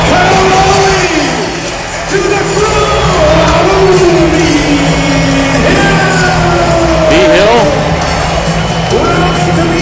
gets his 9th receiving touchdown of the year, and that makes it a 21-20 ball game. So we saw the first 29 minutes of action here, where we had basically 4 possessions for Arizona, 3 for Spokane, but things could get fast and furious, because I wouldn't be surprised to see an onside kick coming back from the Shock to try to the goal is to get the last possession of the half. And Spokane's getting the ball to open the second half, so it's that strategy game, the cat and mouse game. But you talked about how scores have come so difficult. It's amazing. You get in the 1-minute rules. In the last 7.5 seconds of game clock, we have an Arizona touchdown and a Spokane touchdown. That was a 7.5-second drive we just saw. And so it is a 21-21 ball game here with 47.5 seconds remaining to play in the first half. The Shock get the quick touchdown. Again, the reason why the Shock want the last possession, or Arizona wants the last possession, is because the Shock they'd like the last possession to try to have a 2-for-0 possession. In other words, the last possession first half, first possession the second half to try to flip the game. Arizona doesn't want that to happen. They want the last, so it's kind of goes by, Arizona had the ball every other time, and the Shock had the ball every other time. If you look at the length of drives, and Spokane has not given up the big play, I'm looking at this from a strategy perspective. I think the thing to do is kick it away, even though Arizona does have all 3 timeouts. Let Arizona try to go the length of the field and score. Even if you contain them to a field goal, that's as good as a stop. We've got Kyle Rowley down on the sidelines. Kyle, you guys decided to go quickly there with that score rather than maybe try to run out the rest of the half. What was the strategy? Yeah, they've got 3 timeouts, so, Arizona ended up recovering that one, but boy, it was loose for a while. Anyway, go ahead, Kyle. They had 3 timeouts. They got 3 timeouts, so they're going to burn them. We figure score quick and go right back at them with an onside kick. That way they have to score quick, and we'll hopefully have 30 seconds left to go down and score ourselves. Talk a little bit about the flow of this game so far. We've been talking about it here in the booth. There was only basically 3 possessions per team for the first quarter and a half of this ball game. Yeah, similar last year when we played them here. Slow game. They're trying to make us think and dunk, and we'll do that until they want to come up and play us. Just need to keep scoring on every possession. Kyle, they've had a little pressure on you. In fact, on that one interception, looked like you got hit just as you released the ball. What's the pressure been like? They've got good pass rush. Got one of the better nose guards in the league. But our guys are doing their job. I just need to get that ball out there a little more. All right, you're going to be back out there here in a minute or two. Thanks for your time, Kyle. Good luck rest of the game. Thank you. Kyle Rowley with us on the sidelines. That was Trandon Harvey in the end zone with the touchdown. And Harvey has scored a touchdown in every game this year for Arizona, and they're back on top. Juggling catch, great concentration. Josh Ferguson was trying to get in there. He wanted a pass interference call. That's not what he got. And so it's a 27-21 ball game. 37.1 seconds. So Kyle said, probably have the ball back with 30 seconds left. That's pretty much what's going to happen here by the time you get the kickoff. And it's a 28-21 ball game as Scotia is 4 out of 4 in point after tries. So there you see Rob Keith. There you see the Arizona Ball Club. And let's see what they decide to do. It wouldn't surprise me to see another onside kick here with 37.1 seconds left. I'm chuckling. This is the indoor game. Scores have come so difficult. We go, that would be 29 minutes in the first half with just 4 scores. And then at 55 seconds, 47 seconds, and 37 seconds, we have touchdowns. Coming up at the half, we're going to be talking to Shock owner Brady Nelson, and one of the topics we're going to talk about is the outdoor game. You can be a part of history. Join us the 9th of July for the first ever arena football outdoor game. Not only the first one in Spokane, but the first one anywhere ever. As the Shock host the Utah Blaze, it's the Joe Aldi Stadium Summer Classic. This game brought to you by Cricket Wireless. Not only will we talk to Brady Nelson at halftime, Josh Ferguson in a player spotlight. Mike and I also will have all the stats and the highlights. That's coming up at halftime of this ball game as Arizona leading Spokane 28-21. There you see Fabrizio Scaccia. This is a young man who signed a letter of intent to play at the University of South Carolina as a kicker. His mom got in a serious traffic wreck, suffered bad injuries. He gave up his scholarship to go home, help take care of his mother, and so he kicked in the Florida Football Alliance, the FFA, not the Future Farmers of America, but the Florida Football Alliance. And it was there he kicked what is believed to be the second longest field goal in football history, and the longest ever without a tee at 68 yards. So he's got a heck of a leg, and they do not onside kick. Flags are down as Sanders is inside the 5. I believe it's all coming back because of an illegal block, but that was quite a return. That was an explosive return, and unfortunately, I believe this is coming Both from flags Spokane. for the same foul. Illegal block in the back. Number 29 at the receiving team. Right there, you see it. First down. Go Bell. Right at the point of attack. Boom. No doubt. Number 21 Swanson. Right at the point of attack. So that's what sprung him loose. It was actually really good kick coverage by Arizona. Didn't look very good because of the block in the back, but with that illegal maneuver, sprung the long play, all for naught. Spokane is pinned on the 3-yard line. The Shock do have their timeouts, though. They have all 3 timeouts, and they have 29.1 seconds. So they could very easily here have that last possession, which is what they wanted here in the first half. Vigil in high motion. Rowley has some time and throws it behind Orton, incomplete. Pass is incomplete, Greg Orton. Greg Orton at about the 15-yard line, passed a little behind him from Kyle, only second down. And Marquise Floyd leading the Rattlers in tackle, number 19, doing a little headhunting on that last play. He is physical. He's another guy that's had some time in NFL camps and on practice rosters. And he was a very good player for San Jose in the AFL a few years ago. Rowley from his end zone.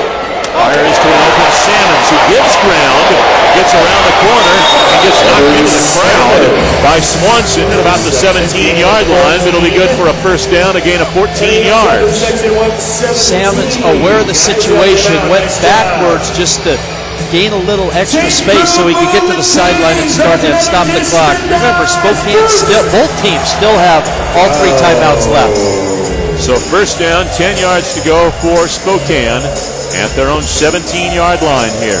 from here on out, if you're a Spokane receiver, forget about the sideline. You have the timeouts. Catch the ball, get vertical, and get extra yards as quickly as possible. Work the middle of that field if you can. V-Hill in motion. Rally with pressure to the sidelines for Orton.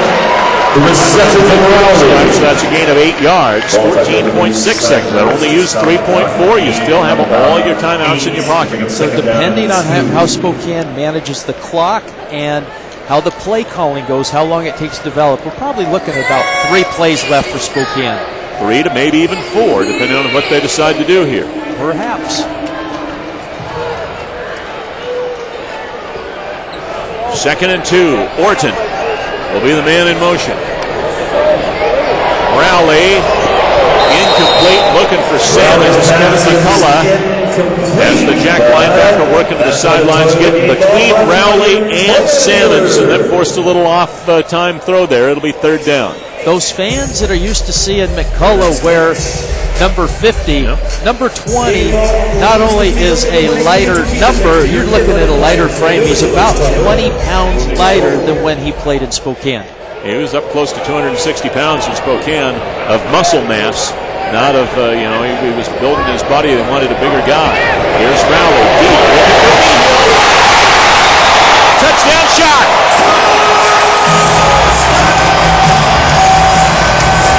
They have big goings-on at Eastern Washington today with their spring football scrimmage, and now they're killing dinner and dance and auction tonight. And the Eastern Washington grad gets his second first-half touchdown, and with 5.4 seconds left, the Shocker within 1.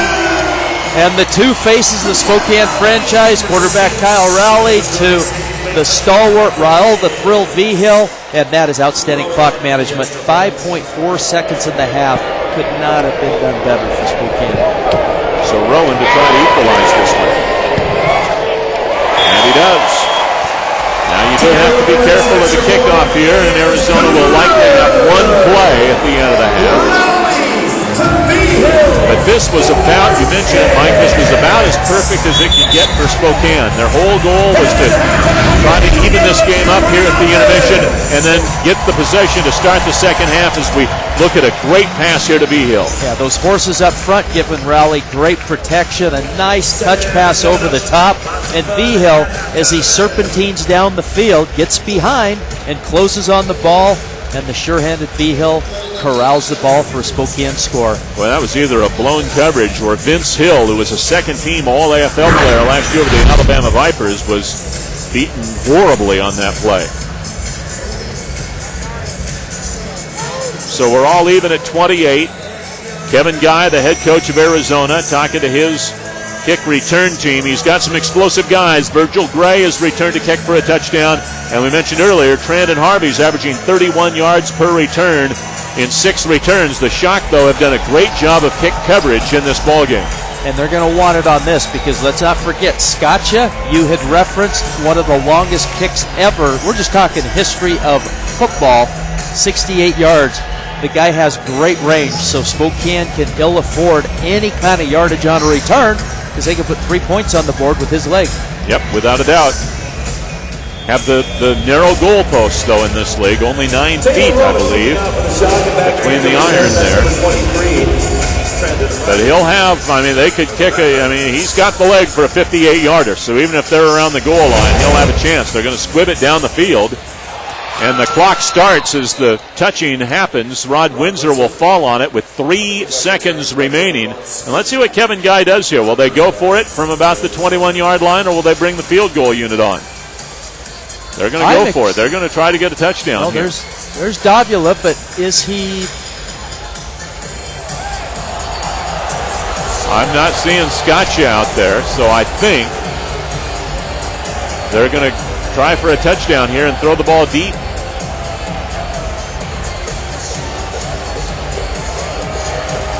Big number 79, Steve Edwards. He started for the Chicago Bears in 2003 and a good chunk of 2004. And is the veteran of this Arizona team at 32 years old.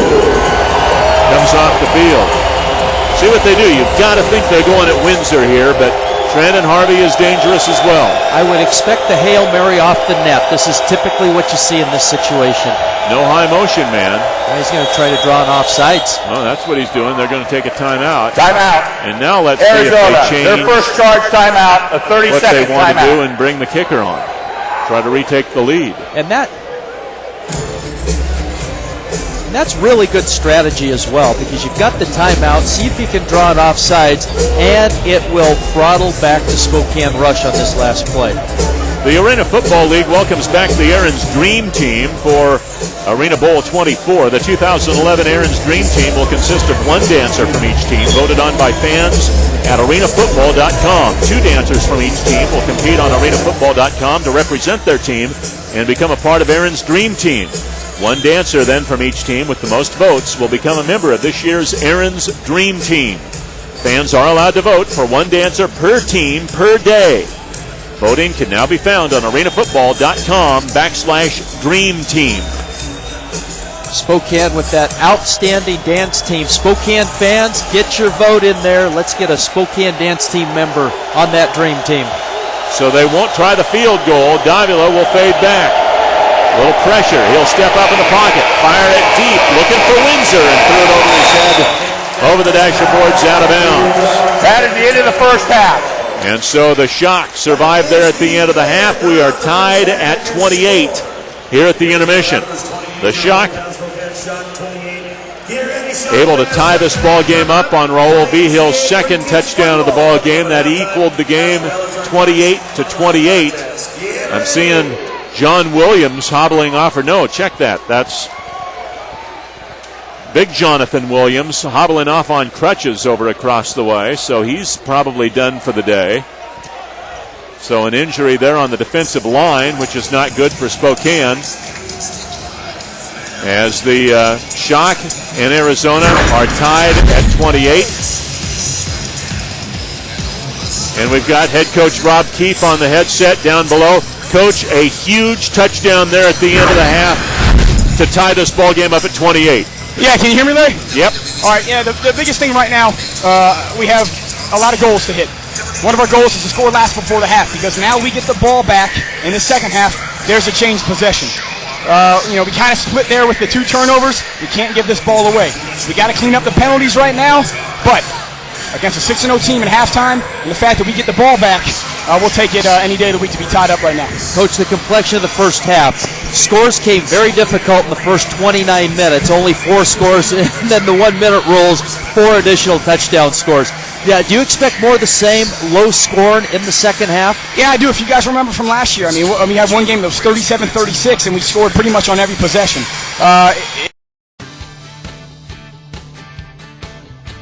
Whatever you want, whatever you need, the low price is guaranteed. You can have it now, you don't have to wait. You can buy a lease to own the Aaron's way. Nobody beats Aaron's, nobody,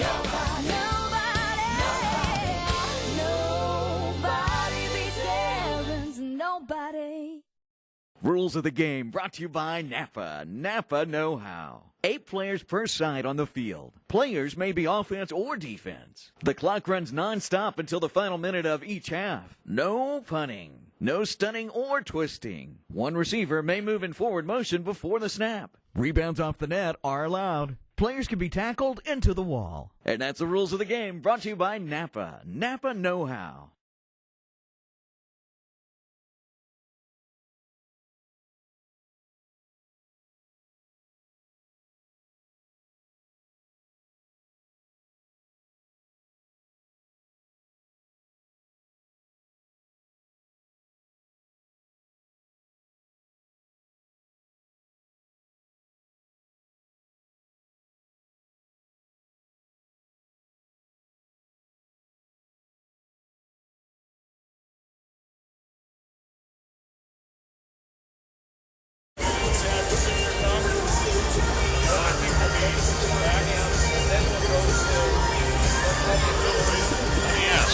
Hey, Jesse. When we come back on segment C, do you want us on camera or just talking? Okay. Okay. He says on camera, he says he knows it's going to be tight for you. He'll work around it. And Steve, ladies, thank you very much for your assistance as always. It's Dodge Chrysler. DodgeChrysler.com. Oopsie. There you go.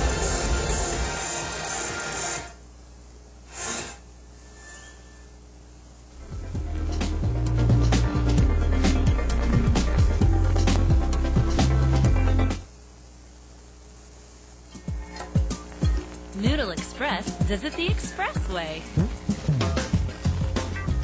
You see the VPI Home Solutions scoreboard. We're at halftime here at Spokane Veterans Memorial Arena as the Shock take on the Arizona Rattlers this evening.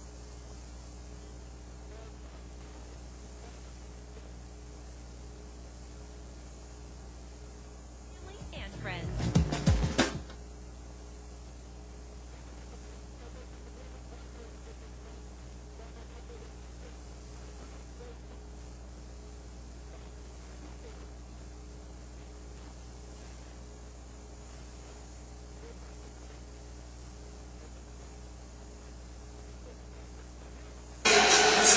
So there you see the VPI Home Solutions scoreboard. We're at halftime here at Spokane Veterans Memorial Arena as the Shock take on the Arizona Rattlers this evening. Happy to be joined by the majority owner of the Spokane Shock, Brady Nelson. And Brady, we see it all throughout the league. Lots of Shock players on these various teams. There's 5 former Shock players on this Arizona team.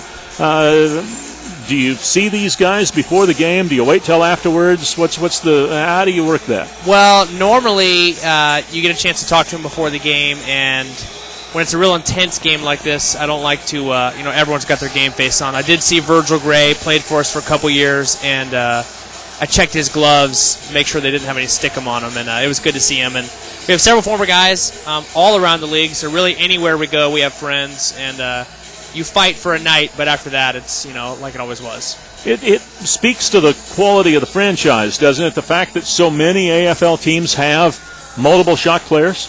Yeah, and I think we were looking at the roster a couple weeks ago, and every team had at least one former Shock player, which is pretty amazing. But, when we had the kind of success we've had, and even last year, there's a new wrinkle in there where there's 3 players who can make $1,000 a week. Everyone else makes $400. I think we lost 6 guys to marketing player contracts to other teams.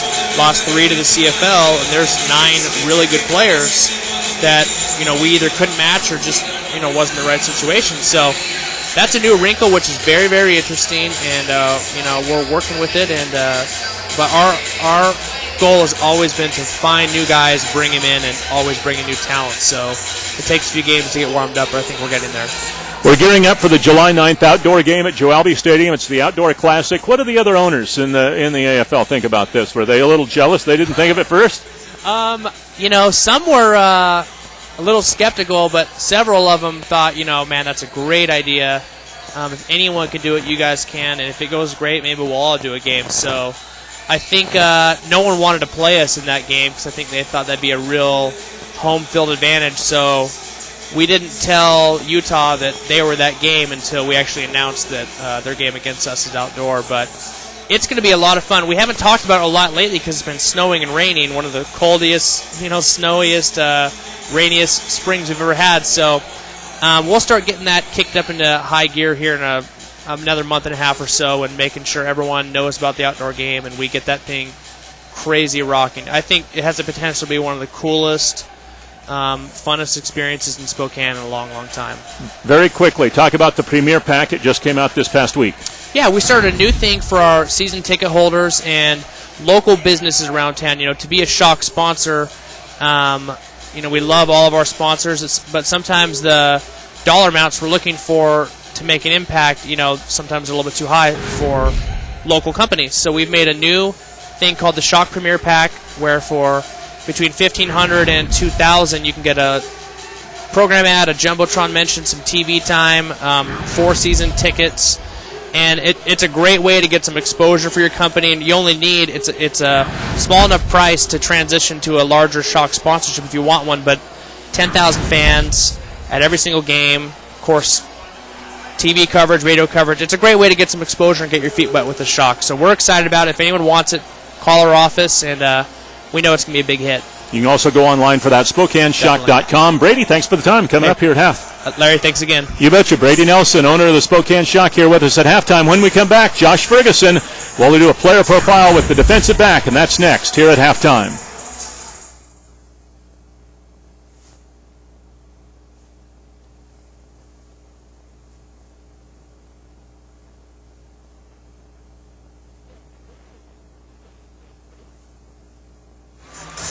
Tackled by number 50. Once again, the black jersey still representing Ferris. Yeah, that went fast. Did we dump the Ferguson deal? Would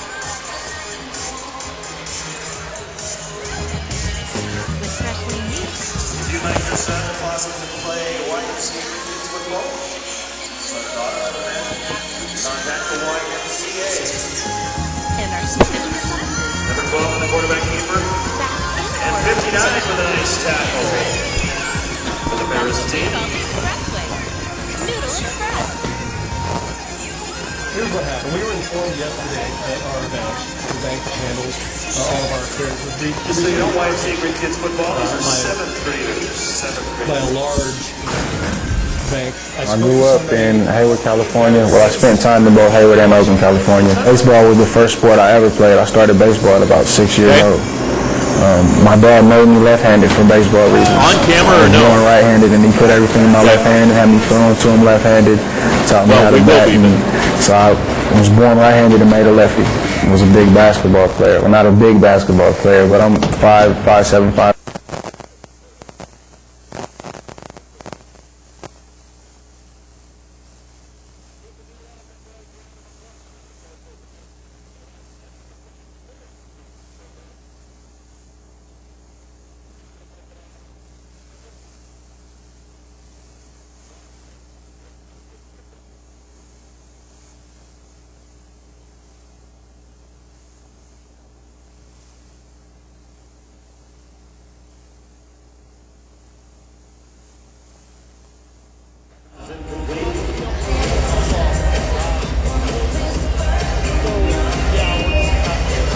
Welcome back. We're tied 28-28 at halftime. Arizona taking on Spokane.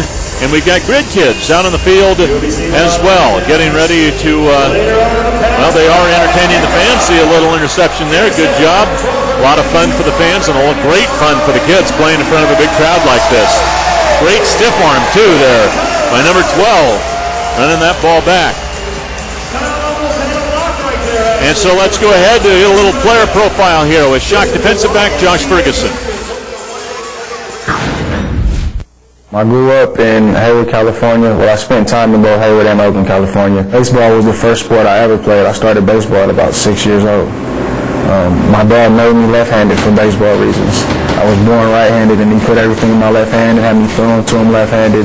Taught me how to bat, and so I was born right-handed and made a lefty. I was a big basketball player. Well, not a big basketball player, but I'm 5'7", 5'8". Basketball was my first love. There was a lot of time for pickup games. We can go home, finish our homework, of course, and then we're in the streets playing basketball or baseball in front of the house, and just pickup games. I played basketball year-round, so I never put a ball down. I figured, well, I play football to kind of get me physically ready for basketball. I know I'm going to have to be kind of one of the tough, hard-nosed type players, so I play football just to prepare me for basketball. On the receiver. It ended up working out a little different.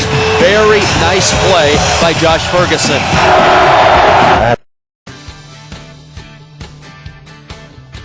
Whatever you want, whatever you need, the low price is guaranteed. You can have it now, you don't have to wait. You can buy a lease to own the Aaron's way. Nobody beats Aaron's, nobody, nobody beats Aaron's, nobody. Rules of the game brought to you by Napa. Napa know-how. 8 players per side on the field. Players may be offense or defense. The clock runs non-stop until the final minute of each half. No punting. No stunning or twisting. One receiver may move in forward motion before the snap. Rebounds off the net are allowed. Players can be tackled into the wall. And that's the rules of the game, brought to you by Napa. Napa Know-How.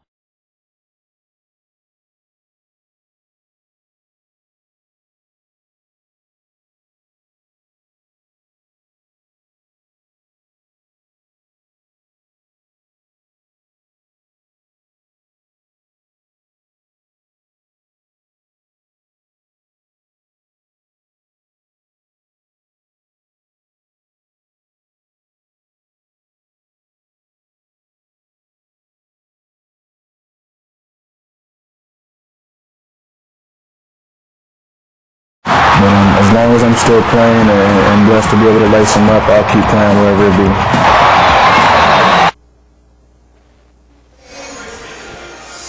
be. We are even. Arizona 28, Spokane 28. When we come back, we'll have a look at the halftime stats and highlights. It's coming up in just a moment here on KSKN.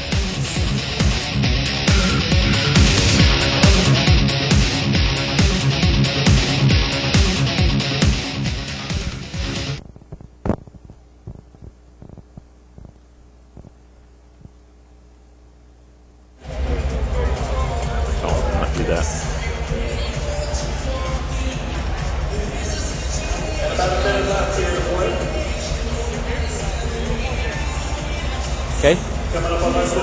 So you can kick us off like you usually do. So we should have the rally TD run. Oh, there we go. The fumble. First possession. Rally TD run. Then the Davila pass to Gathers. As you can tell, these kids are learning the plays of arena football. And then after the interception.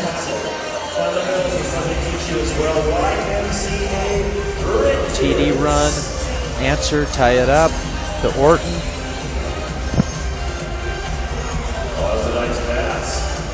Might have been Armstrong. Might have. Yeah. Okay. And then this would be to V Hill. No, we're not. You want to just go right to the highlight package and then maybe talk. Okay. Okay. Do you want to do the stats or want me to? I mean, really, it's. Yeah, I think we need to get those pretty quickly. Yeah, yeah. Do you want to handle it or you want to toss to me? But whoever does it, just do it quick. I'll just get through it quick. Okay. Jesse, do you want Larry just to get through it quick? Yeah. Just to touch on the stats, because I really don't need to break it down. There's not much. It's even. Other time of possession. Spokane will receive to begin the second half. I'm trying to pat my forehead out. That helping the shine? Okay. Okay. Thank you, Jesse. Yeah.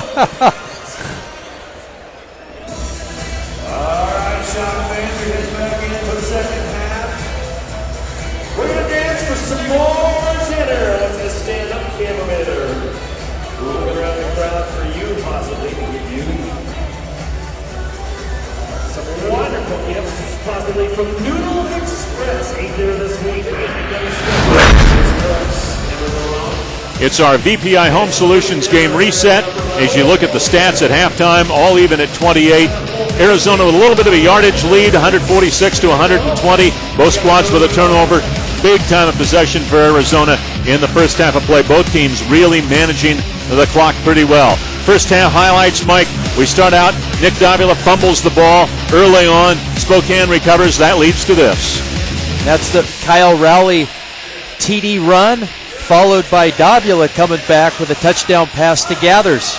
And so Arizona gets a turnover on a Rowley interception. That leads to this touchdown run by Armstrong. And then the Shock answer with a touchdown pass to Greg Orton. Scores tied 14-14. Armstrong come back, rumbles into the end zone. Arizona up 21-14. Rowley comes back, finds V Hill in the back of the end zone, tied 21-21. Arizona breaks the tie. Davila in the end zone, a juggling catch for Trandon Harvey, 28-21. But then with 5.4 seconds left in the half, Rowley to V Hill, and the game is all tied up here at the intermission, 28-28. So Raul V Hill, a couple of touchdowns receiving in this ball game. we thought we were going to have a close game, 28-28. Lo and behold, what do we have? A close ball game here at the half. And that's the indoor game. 29 minutes for 4 touchdowns in the last minute. 4 touchdowns, tied 28 all. Looking forward to it, as Coach Keefe said, he expects a hard-fought second half coming up, Larry. The Shock flipped that game there at that half with that touchdown to tie that game at 28. They get the ball to start the second half of play now, so they'll have a chance to retake the lead at 35-28. Essentially, it almost is an Arizona turnover. And this first possession coming out is huge for Spokane because you take the lead and the momentum. Get the crowd back into the game. That's going to be very important for Spokane. And do you think we're going to see a lot of the same type of play like we had where we end up having, 4 possessions for the first 29 minutes of the half and then chaos the last minute again? I think defensively, both teams are playing the bend-don't-break defense. I think they're going to be longer scoring drives. Neither team finding the formula to go over the top and get the big play. I think we're going to see long, sustained drives. Fabrizio Scaccia ready to kick it off. Terrence Sanders will take it off the net. Another opening. Sanders in a foot race. Scaccia trying to stop him, slowed him up enough to allow the defense to get back in there. That was Glenn Fox, a reserve wide receiver. But a great return by Terrence Sanders all the way down to the 2-yard line. And it's going to be first down and goal for the Shock. Great job by the return team to give him a huge lane, and then a nice job by Scaccia to get in the way. And that basically allowed Fox, the big wide receiver, time to come down there and make the stop. And Spokane getting that huge special teams play. That's been the longest game for Spokane of the night. And flags are down. The Shock took too much time. Now, the benches are on the other side of the field for Spokane, so they had to get all their guys from the bench basically 50 yards down the field to get into the huddle there, and they couldn't accomplish all that in time. And so the penalty will be marked back to the 7-yard line. And for the Shock, that was their 7th penalty of the ball game. They are the most penalized team in arena football. Orton in high motion. And there's a throw to him. And flags are down. A little too good a coverage that time by Marquise Floyd. He had his hands on him a little too much. And that's going to give the Shock a first and goal situation. There was a lot of grabbing going on. Orton had Floyd beat. Floyd did the only thing he could do, and that is grab. Both flags for the same foul, pass interference defense. Number 19, after this is the goal, automatic first down. And Floyd just intentionally grabbing, knowing he was beat. The only thing he could do is grab and try to avoid getting a touchdown pass thrown on you. Actually, kind of a heads-up play from a defensive perspective, an aggressive play, but clearly the correct call. And so first and goal for the Shock, ball just outside the 3-yard line. Orton again will be the man in high motion. Rowley for Orton. Nice. By Rowley, and Orton had to turn his body 180 degrees to make the catch, and a Shocker on top. 34-28, second catch of the ball game for a touchdown for Orton. Orton going in motion, and he just jets down the field. You can see from that beautiful camera angle, when Rowley gets the ball from the snap, Orton's already into his break. Rowley just catching the ball, zipping it out there. Great timing and execution. Our crew doing a fantastic job capturing pictures for you here in this ball game, as Rowan will try to put the Shock up on top by 7 points here. And he does. One thing with Bill Stoll being out, the backup quarterback, he's also the snapper on the extra point, so they had to get a new snapper in there this week. And the Shock have taken the lead. Greg Orton, a great athletic catch, and the Shock are on top as we start the second half by 7 points.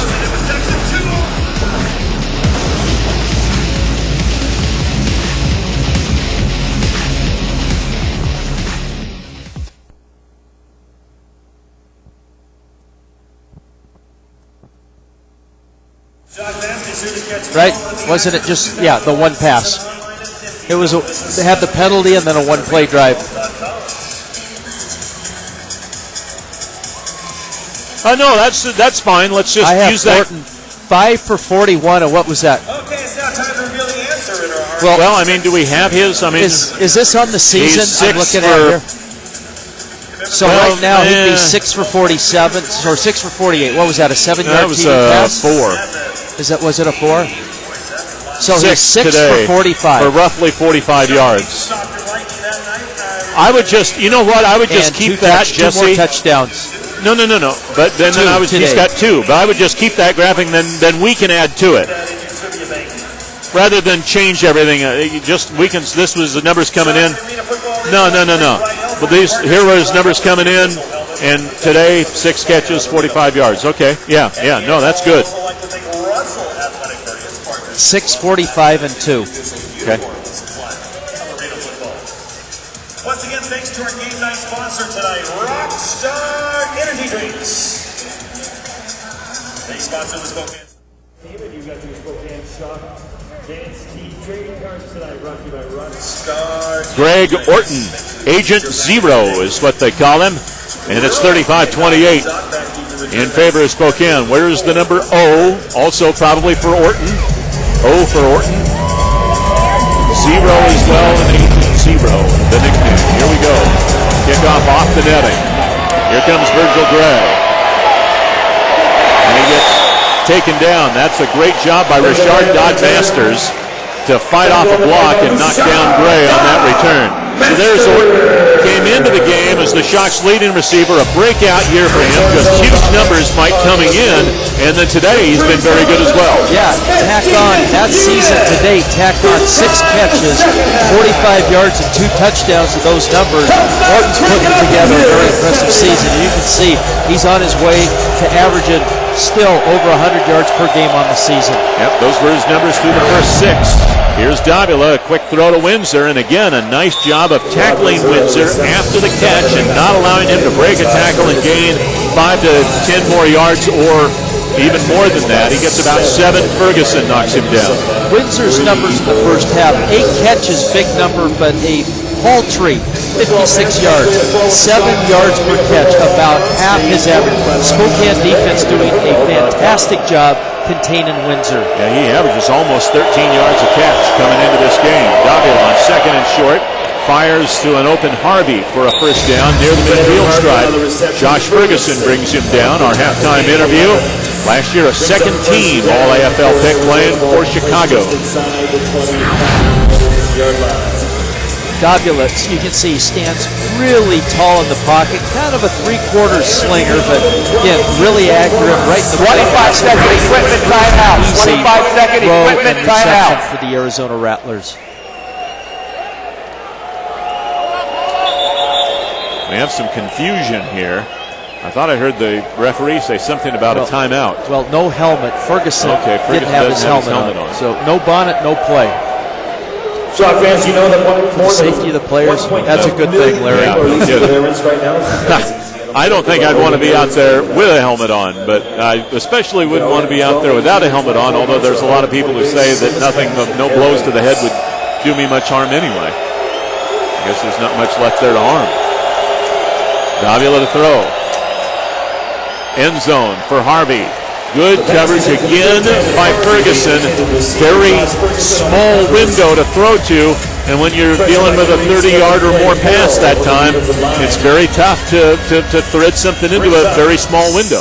Yeah, and you mentioned the coverage by Ferguson. That defensive play was all about Ferguson's coverage because Davila had an eternity of time to throw from a football perspective. So 2nd down.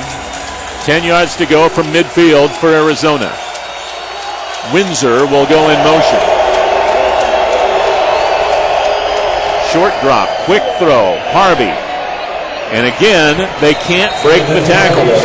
Antoine Marsh, the first guy to hit him, getting some help later on from Bell and from Dodd-Masters. A gain of 5, 3rd and 5. And here maybe, Mike, is what Nick Davila didn't see here if we see the replay. Yeah, on that last play, Windsor run the inside route, run in the corner, and he was open. Davila decided to just dump it off quick to the underneath route, but could have went to Windsor if he was accurate. It would have been 2-3 times the gain. 3rd and 5 from the Shock 20. Davila, end zone, Windsor, or check it, Gathers, got him for the score. And Arizona is an extra point away from evening this game up. Jason Gathers had been hurt for a couple or 3 weeks, but he is coming back in this ball game and gets his 2nd touchdown. And there's something Spokane has not given up all game, and that is a throw over the top. But on that one, Gathers actually able to get behind the defense, and that's a very easy touchdown. Is that because they're keying so much on Harvey and Windsor? Most likely. There did look to be some confusion in the coverage, too. Here's Scotcha. He still has only missed 1 extra point all year, and he bangs that one through. So we had 1 touchdown in the entire first quarter per team. We played less than 6 minutes. Each squad has a touchdown here in quarter number 3. We're all even at 35.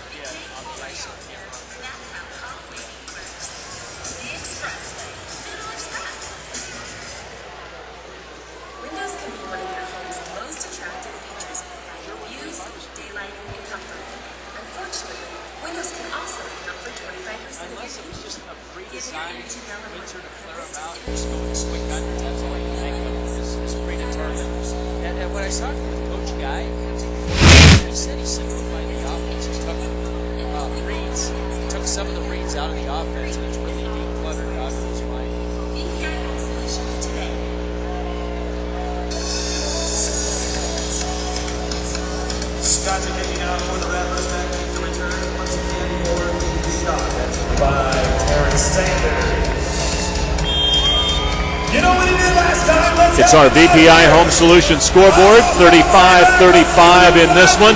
We should not be surprised that this is a close ball game between these two teams because they played 3 close games last year. Very high kickoff from Scotcha, and Sanders will have a chance to return.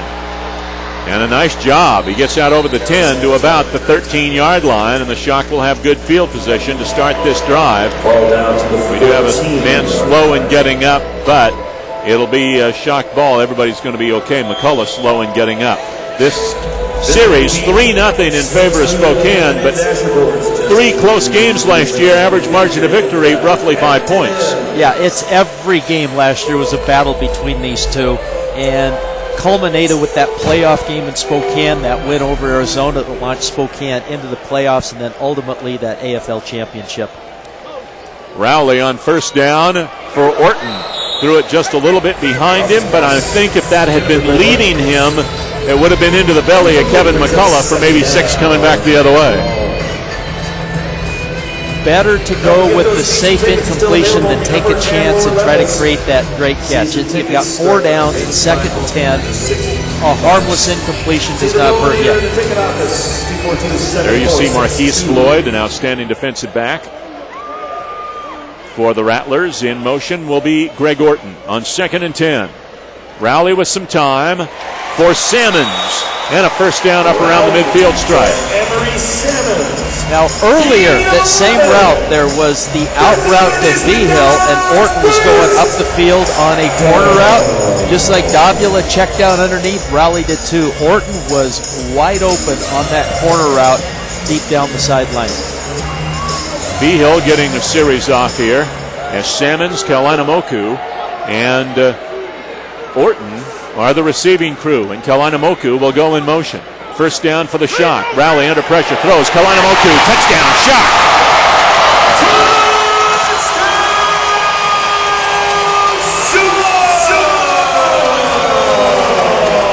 John Kalanamoku with, I believe, a touchdown for the fourth or fifth straight game, I think now, and the Shock retake the lead. He's really come into his own, and it's great to see Rowley spreading it around, going to Kalanamoku on this play. He's now hit 3 different receivers for touchdowns, and that makes it awfully difficult to defend. In his last 4 games coming into this game, Kalanamoku, 28 catches, 286 yards, 9 touchdowns. And so he gets a touchdown for the 5th straight game, his first catch of this game. And the PAT by Taylor Rowan puts the Shock back on top, 42-35. For Kyle Rowley, his 5th touchdown pass of the ball game. And a great throw right on line. Sean Kalanamoku hauls it in, and the Shock are back on top.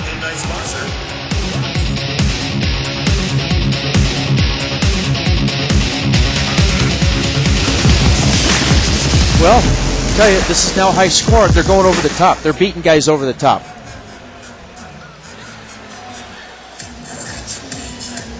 For whatever reason, either offensively they're saying we are just going to go deeper down the field more, or defensively they're switching a few things up.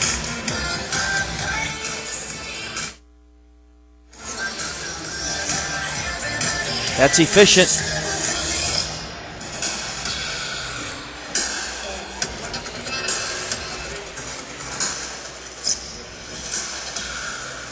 Just 39 yards? That seems light.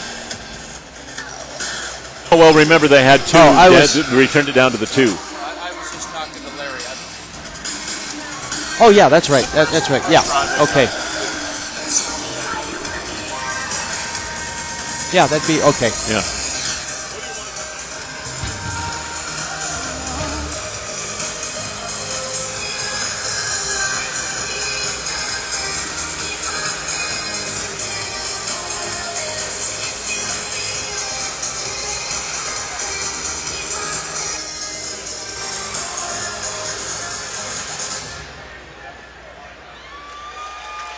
Spokane shot rock star energy drink testing. Thank you, ladies. Very nice. Shock dance team doing a great job as always. Our VPI Home Solutions scoreboard. Shock leading at 42-35. All-time leading passing quarterbacks in Shock history. There you see it. The 2 guys playing in this ball game, Kyle Rowley and Nick Davila. You can add 5 to Kyle's touchdown total, put him up to 177. And it's pretty even tonight, but 2 great faces of the Spokane franchise and just battling out tonight. Thus far a draw. We have a quarter and a half to play to decide this baby. Let's see who keeps a hot hand. Rowan off the netting to Trandon Harvey. He does a pretty nice job, but again, great coverage. Hill and Kalanamoku down there, and they haul Harvey down at the 9-yard line, and so we first down for Arizona from there. If you look at it from an offensive and defensive perspective, it's been essentially a dead heat. Kickers, both have executed. We've not had a missed PAT. Watch me jinx the next one on that when you talk about it, but that's the way it's gone down. But on kick returns, Spokane has really done well on kick returns. And there's the numbers, Larry. Nick Davila, very efficient tonight, 75% passing. Couple of touchdowns. There's Windsor. He's gotten the bulk of those passes. Pump fake. They want to go deep to him. A double move. He got it. Rod Windsor inside the 5, run down by Richard Dodd Masters, but Richard got taken in by the double move. A little hitch and go here. And Windsor doesn't get the touchdown. He does get his biggest play of the ball game. Yeah, just a little hitch and go out and up. You see the pump fake by Davila, and Dodd Masters bit, and they see that little hook. Illegal bump past the 5-yard mark. That's all Masters can do. And now, in the second half of this game, we are seeing both teams successfully going over the top, and scores are coming really quick when you're able to get over the top of the defense. And so first down and goal for Arizona at the Shock 6. Kevin Guy watching his offense here as Harvey is in motion. Davila for the tight end, wide open in the end zone. John Booker, the former Shock player out of San Jose State. We do have flags down. Now the question is, when Booker came out to line up, did he line up in the tight end position? And if he did, you have to raise your hand. If you don't raise your hand, identify yourself, that is a penalty. They could very well be talking about this. I think that's exactly what they're talking about. Booker is there outside the officials' huddle saying, I had my right hand in the air. And the referees are talking it over now. Well, here we go. There's no foul on the play. Play was legal. The receiver was eligible. Touchdown. And so Arizona gets the touchdown, down to his third passing touchdown. And for John Booker, a rare receiving touchdown this year. So fans, if you watch closely on every offensive play when they come to the line, it's mandatory. Every play, the tight end must identify himself by raising his hand. Booker's first touchdown of the year, just his third catch of the year. And Arizona ties this ball game up. Scores are coming fast and furious. That man got the last one to tie this game up at 42 in the third quarter.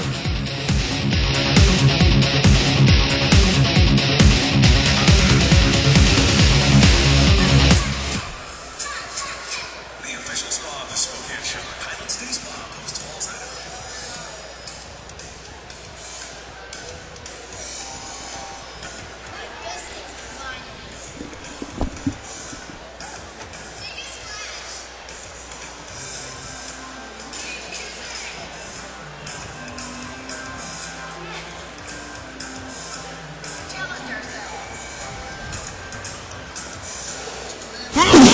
Excuse me, I didn't hit the cough quick enough.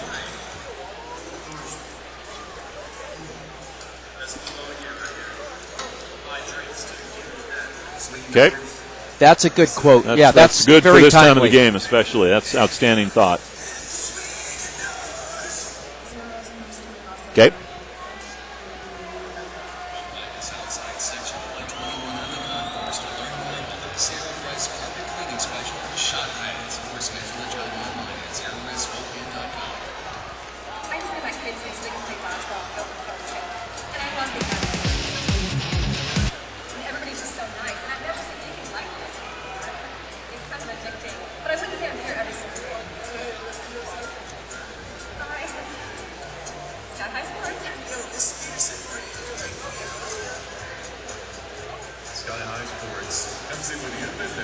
We are tied at 42. The VPI Home Solutions scoreboard. VPI Home Solutions, an outstanding corporate partner of the Spokane Shock and a premier sponsor of Shock Telecast here on KSKN CW 22. Fabrizio Scaccia.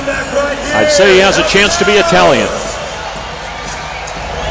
Terrence, here we go! And there you see Terrence Sanders. High end over end kick again. Short of the boards. Here comes Sanders. He's been a weapon in this ball game with his returns, and they do maybe the best job they've done all game in covering kicks.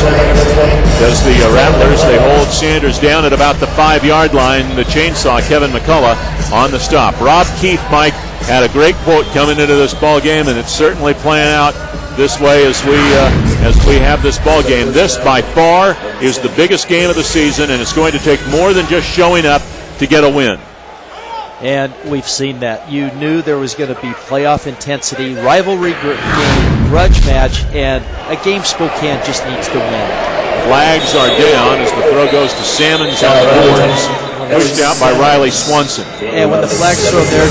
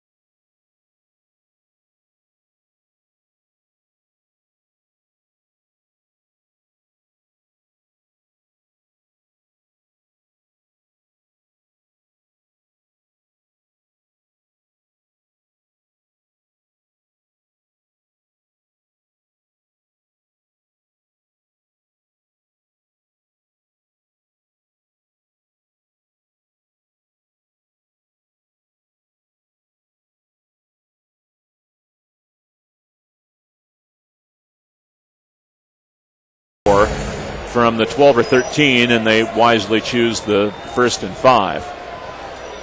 Orton will be in high motion. And they throw for it. And Greg hauls it in across the midfield stripe. Vince Hill pulls it down. A gain down to about the 24-yard line of Arizona. Another shock first down. Orton has just developed into an excellent route runner. Now watch as he weaves his way up the field. Good sharp cut.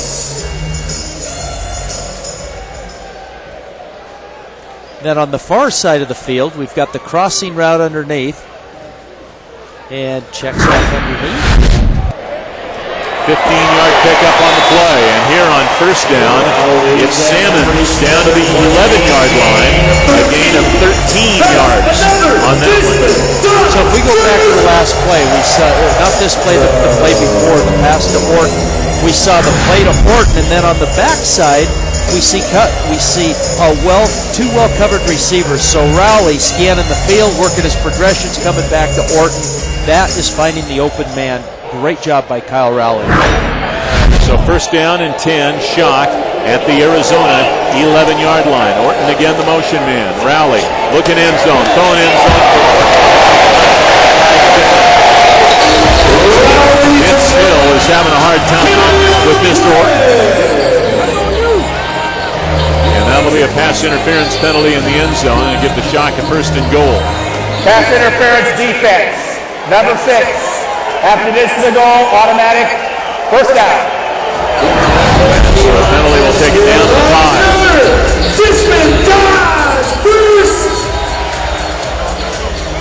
As you see, a little bit of contact there at the end of the play. Yeah, no doubter.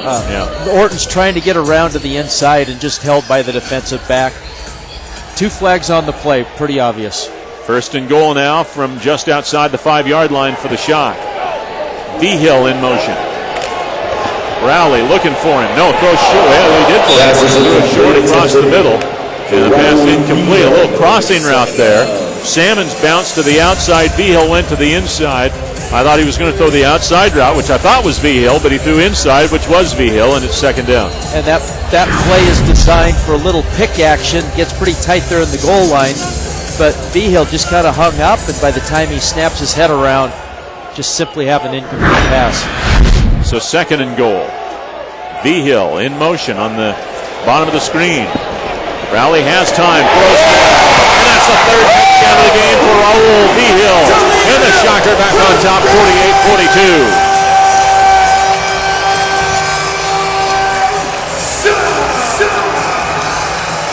Third touchdown of the ball game for the Eastern Washington alum. And Rob Keefe's crew leads by 6. Rowley threw a strike, just a dart on that play. And V-Hill, you can see him getting grabbed, able to, even in spite of the grabs and the holds and the clawing, concentrate, corral that ball in, and Spokane with another lead. We're just seesawing back and forth in the second half, Larry. And again, they pick on Vince Hill, number 6, for the touchdown. And Taylor Rowan stays perfect. He and Scotcha having a game of chicken with the point after tries. As Rowan is 7 for 7, Scotcha is 6 for 6. Rowley to V-Hill for the touchdown, and the Shock regain the lead.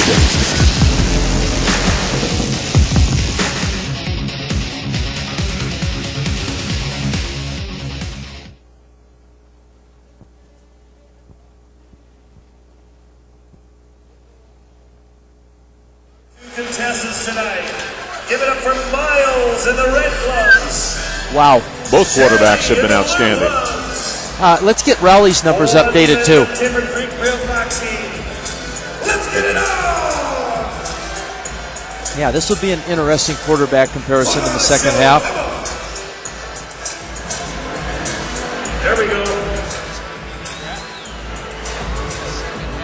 You get to judge, Shock fans. Get ready. Because both these quarterbacks are on fire in the second half. That'd be a good one too. 3 TDs. Miles in the red, Charity in the blue.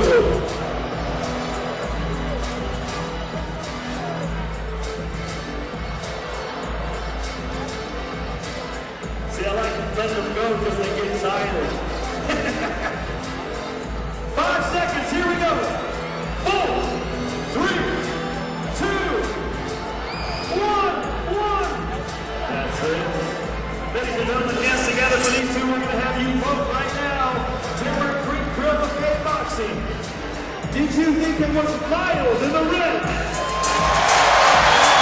Neither one of these guys would have much of a chance at George St. Pierre and some of the UFC fighters that are having at it tonight in Canada. There you see Raul Vigil, who's coming back from serious knee surgery, Mike. Made it back in almost record time, and he has been outstanding here this evening. And mind you, an MCL and ACL tear and surgery, and there's Vigil in the 1 minute rules with less than a minute to go, ends up with 2 touchdowns. That one right there with 5 seconds to go, and then this last touchdown catch as he's physical with the defensive back. Halls corrals it in. 4 catches, 53 yards, 3 of those catches going for touchdowns. When you see a guy Raul's size, you don't expect somebody with the strength that he has, but he has worked out incredibly hard. That kick goes off the iron and is just recovered by Virgil Gray. It'll be a touchback, and the Rattlers will take over at the 3-yard line. But Raul has done so much work in the weight room, rehabilitating his knee, but also to get himself stronger in the upper body, and he is a solid individual at 190 pounds. By rule, the defense is required, the receiving team is required to advance the ball. They did not. By rule, the ball was placed on the 2-yard line. First down. Credit Vigil's determination and work ethic, and he is strong for a reason. He works out, he trains in the offseason, he trains year-round. There's Raul Vigil. So Arizona takes it at the 2-yard line here. First down and 10 yards to go. Trailing by a touchdown in the last 90 seconds of the third quarter. Gathers the motion man. Handoff, Armstrong to the 6, lost the ball. Shock had it if it was a fumble, and it is. Questionable as to whether he was down before the ball came loose. The officials say the ball came loose before he was down. It's a fumble.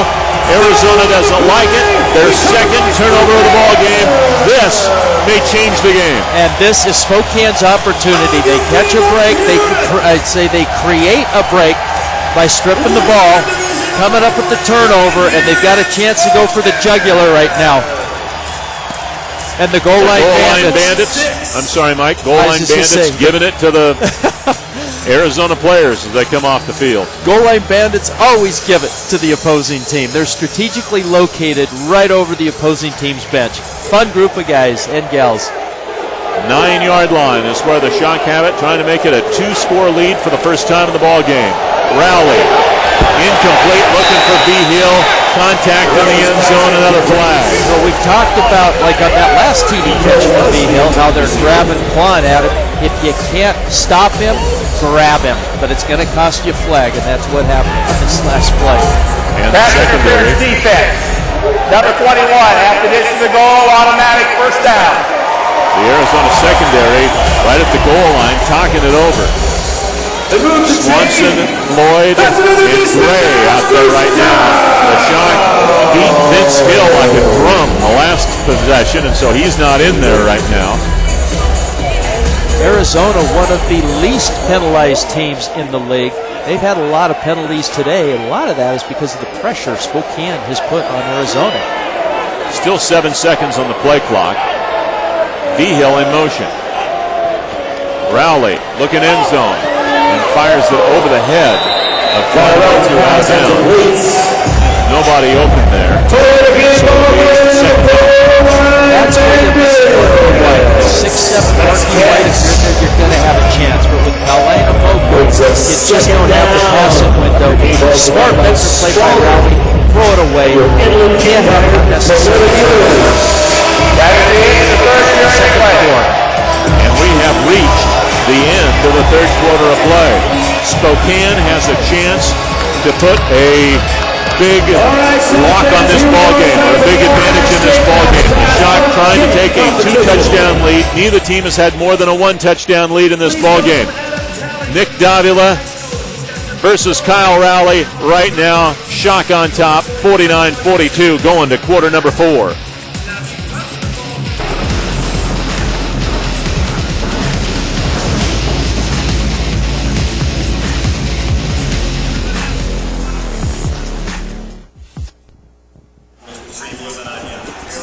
107. Not only a great pass, but 107, congratulations. You just told us that. Now, he's got 2 tries left. If he makes one, everybody in the house with the free. Oh, I took my headset off. What's that? Jesse, I missed that.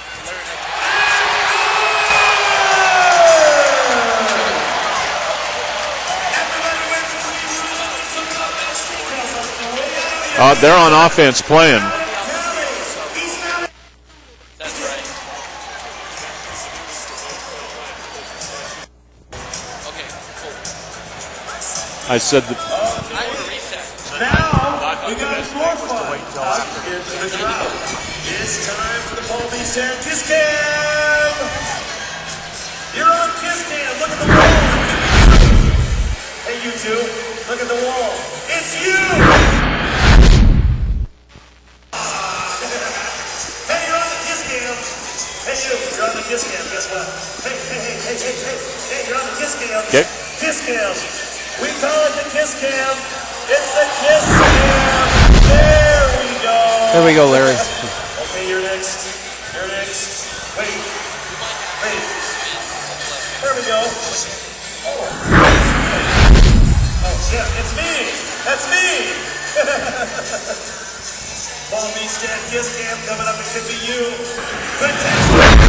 If we have time, the 2 things I want to comment on, of course, the turnovers are obvious. Everything else has been pretty straight up. Turnovers, but I also want to touch on clock management as well. You're a winner. You're it. I just gave it to you. You're the winner. Nice job. Very cool. Oh, don't look so embarrassed. Oh, boy. What section? By the way, there is section 123 front row. Congratulations to everybody. Paul B. Stan Kiss Cam. Oh, I like that. Everybody. 4, 3, 2, 1. Open them up. With Mike Peterson and our entire crew, Larry Weir, our VPI Home Solutions quarter reset after 3 quarters. Pretty even as far as yardage goes, but the 2 turnovers, Mike, to 1 for Spokane, that could end up flipping this game. My favorite single stat to break down a game is turnover margin, and Spokane is winning. You see that that +1 to turnover margin is equated to +7 on the scoreboard for Spokane. And so Rowley throws for the end zone. Behill back of the end zone. Did he come up with it? Yes! Number 4 for the thrill and the shock lead by 2 scores.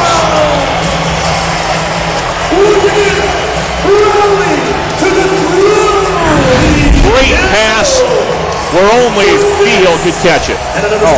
And just as you mentioned, look at the accuracy. There is a tight window, and Behill, he now looks recovered, dang near 100% from last year. He is back from that injury and playing himself back into 100%. It's great to see. So Rowan for the PAT. To try to give the Shock a 14-point lead, and he bangs it through. Can the Shock do it? They defeated number 2 Orlando on the road last week. This week, number 1 Arizona, and they lead at 56-42 after Rowley's 7th touchdown of the game, his 4th to his old buddy Raul Behill. And if Spokane continues to put pressure on defense, continue to execute on offense, they are in the driver's seat in this game. The only 2 guys left other than the head coach, Rob Keefe, from the 2006 AF2 championship team. And these 2 guys hooking up again tonight. 10,113 are paid attendance tonight. Raul Behill with us down in the end zone. Raul, are you 100% recovered now? I mean, last week 5 touchdowns, this week 4 touchdowns. It looks like you're getting a little better as the year goes on. Yeah, as the year goes by, I'm getting better every day. ACL injury is kind of a time thing. It's not, you can do so much, but it's really time that you want to rest up and get that healing going. What's impressive to me, Raul, is your physicalness tonight. Those defenders for Arizona, they're grabbing at you. You're strong enough to fight through, and you're making some great catches. I appreciate it. You know, we knew it was going to be a physical game coming in here, and Arizona has a great team, and you know, we knew we always got to step up, and we're trying to turn our season around right here, and we know we have a good team, and hopefully the defense keep on rolling, the offense keeps putting out points. Talk a little bit real quickly, Raul, about the work you've done in the offseason to get not only your legs stronger, but everything stronger. You know, it was a grind.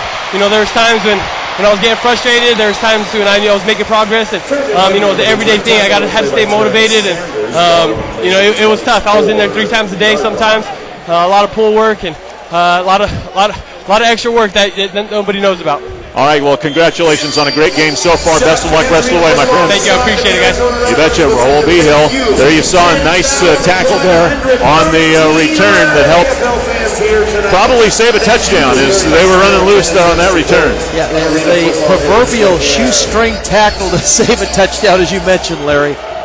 So first down for the Rattlers. Just inside of midfield. Davila going up top to the end zone looking for Harvey. Got him, and just like that, we're back to a 1-touchdown game. Brandon Harvey beat Josh Ferguson, who's slow in getting up, holding his left elbow, it looks like. He rammed himself into the boards over across the way pretty hard. And he'll get up and be okay, but he's in some pain on that left elbow. I don't know whether he hit that on the ground or hit that off the boards. Even from up here, I could hear the thud of the collision into the pads. Maybe we'll see it here. Hard. Let's try to check that on the replay. Davila making a nice throw under pressure. Yeah, that's just a thud. Almost jammed his arm into the elbow into the pads. Scotcha with the PAT, and Arizona has cut the lead to 7 points. Scotcha coming on here to cut this lead down to 7. He's able to do so as we expected because he hasn't missed yet. In fact, nobody has missed yet. The shock lead is 7, 56-49, early fourth quarter.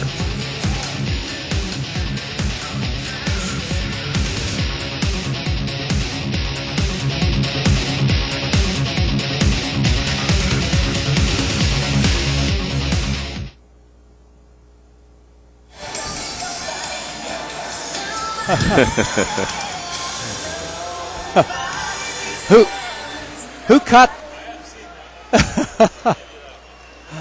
Hey, who caught the last TD pass? I was watching Harvey. Ferguson so hard that I forgot Harvey. to get the number. Thank you. 24 yards. Thank you. Is that his second? I think so. 2 or Here, it's over here. 1? That's a second. Yeah. Had 1 in the first half and 1 there. We're looking around and we put the winner on Facebook after each game so you could possibly be We were going to talk about a quarterback comparison. We were going to talk about the quarterback comparison. I'm not sure that we have.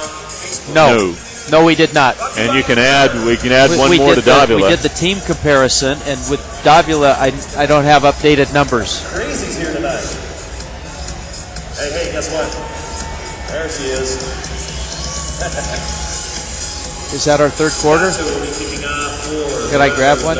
Or there's third. Yeah. That's Terrence Sanders. And there's a third for you.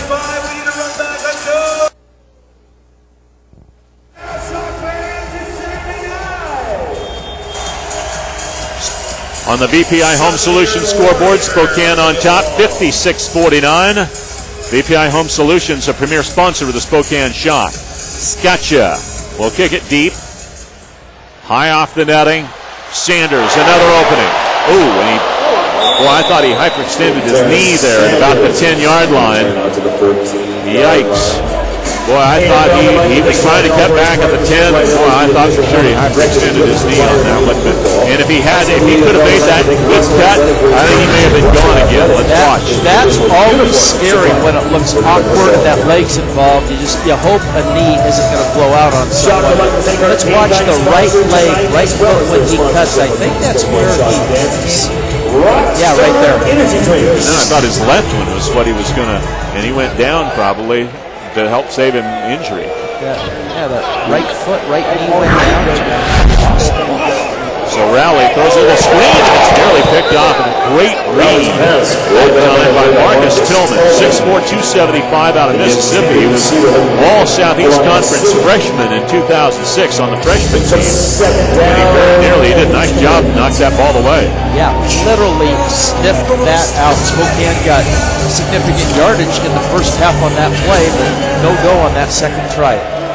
Both quarterbacks have been outstanding here in the second half. V-Hill will be the motion man for the Shock, and Rowley will throw down the field looking for V-Hill. Pass incomplete.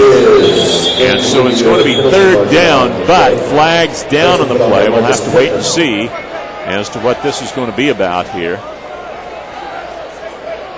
Not seeing any movement from either team. Offsides, defense.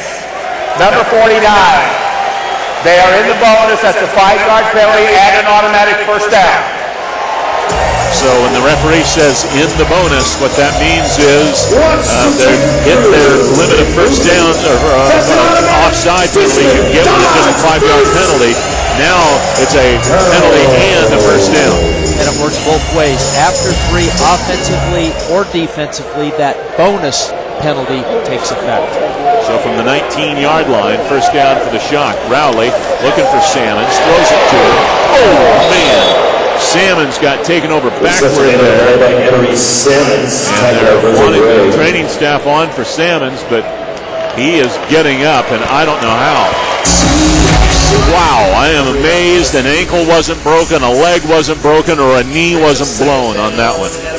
The Arizona Rattlers defensive backs, well, both teams defensively, these defensive players are closing hard when the ball goes in the air. And his leg got bent back in a really awkward angle. We'll hopefully see that. Rowley gets it out quickly, just... Yikes. There's a quick throw out to the sidelines and a catch. Sammons again, short of the 15-yard line. Man alive, that's... something we should mention as well is the offensive line for Spokane. Oh, yes. Have they done the job today? And we talked about Narcisse on Hawthorne. Hawthorne has not had a sack today, and Hawthorne is number 2 in the AFL. That's been a huge play for Spokane today. And Arizona doesn't have a sack, period. They have had a few situations where they've rushed and forced bad throws by Rowley, but as a team, they haven't had a sack. There's Sammons gets thrown down after the play, no flag. It'll be second down. Arizona came into the game as one of the top teams in the league. They had 11 sacks, which rated them tied for third in the league. Plus, they were second in the league with 13 interceptions.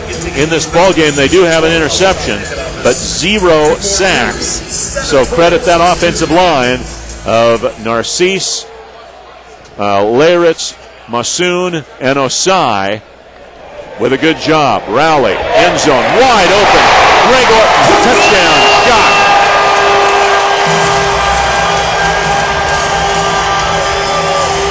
So 4 touchdowns for Raul V-Hill, 3 now for Greg Orton, 8 passing touchdowns for Kyle Rowley. Shock lead 62-49.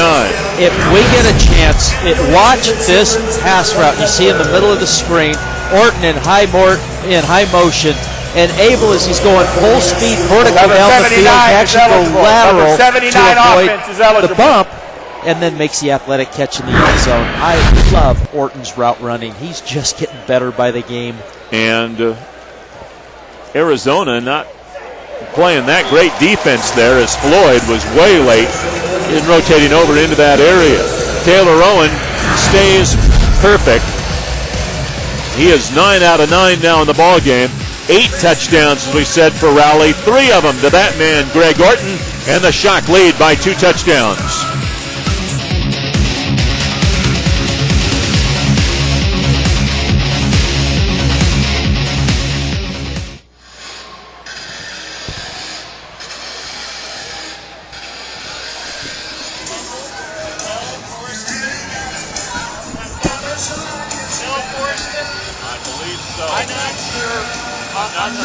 I couldn't tell.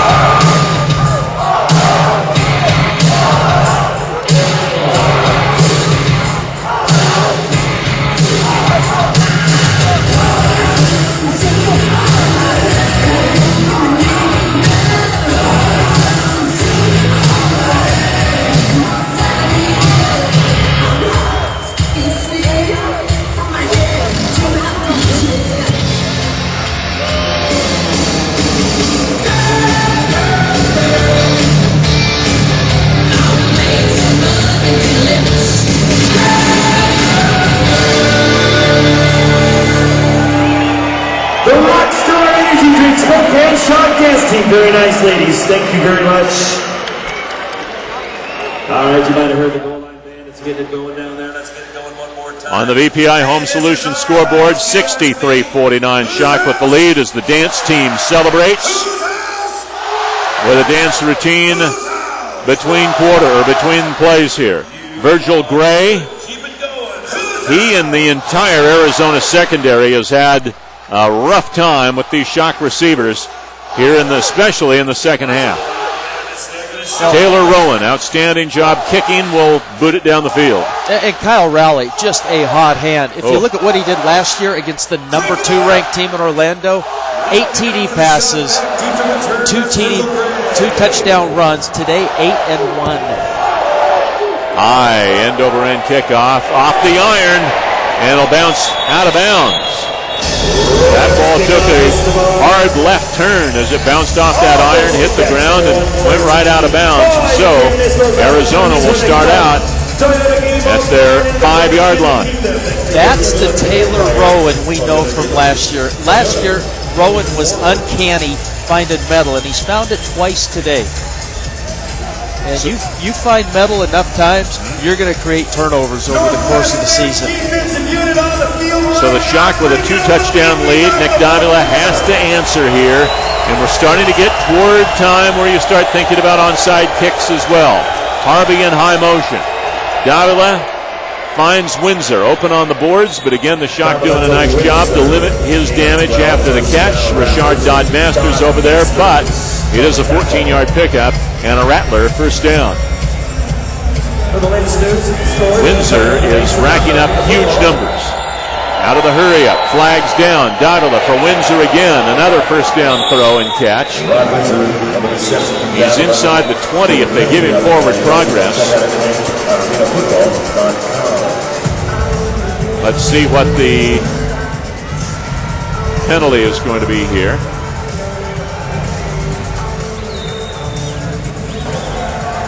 Offsides, offense. The high motion man was offsides. That's a 10-yard penalty. Repeat, first down. The problem here is they've already moved the sticks down the field, so they've got to try to remember where the ball was at and then move it back 10 yards from there. I believe it was on the 19-yard line. They're going to say actually it was on the 20, but I think that's off by a yard. But it doesn't matter one way or the other. They move back to the 10. Yeah, it's about the 19 and 2/3. Yeah, it's going to be first and 20 either way because they didn't put the sticks at the 19 and then mark it off, short by a yard. Flags down. Davila throw incomplete. Brandon Harvey, the intended receiver. Rashard Dodd-Masters got in the way and knocked that one down. The Arizona says Spokane was offside here, and that would be an automatic first down for the Rattlers. Here's the replay. Illegal formation defense, shading. The nose guard was not head up on the center. That's 5 yards. They are also in the bonus, automatic first down. And that's where the accumulation of penalties starts killing you, because now that you're in the bonus, every time you have a defensive penalty, automatic first down for the offense. So you go from a first and 20 hole to now first and 10 and a new set of downs. From the 15-yard line, Brandon Harvey, the motion man. Quick throw, Windsor, got a block, cuts back, look out, midfield. And a nice shoestring tackle by Ferguson to bring him down at the 18-yard line. That's a pickup of 17 yards. And that's his 13th catch. Windsor, we talked about it being shut down before, only getting about 7 yards per catch. That's his 13th reception for about 140 yards. So he's now up over 10 yards per catch, which means he's getting major real estate on catches in the second half. Davila, quick throw, Windsor lowers his shoulder, rams himself in to Rashard Dodd-Masters. Now somebody in the front row gets involved. Watch out. Here's that battle. And it'll be second down and short. Please be aware. Thank you. And Windsor, you just have to respect his speed and his route running. That looks like a pretty basic route. Just kind of trot into the open area. And then this fan's going to try to get a ball. And Windsor's strong. It's like, no, you're not getting that ball. There's another fumbled snap. The Shock say they have it. Now flags are down as we have, I think, gouging and hair pulling and whoever knows what's going on down there at the bottom of the stack. If you've ever been in the bottom of one, it's not pretty down there.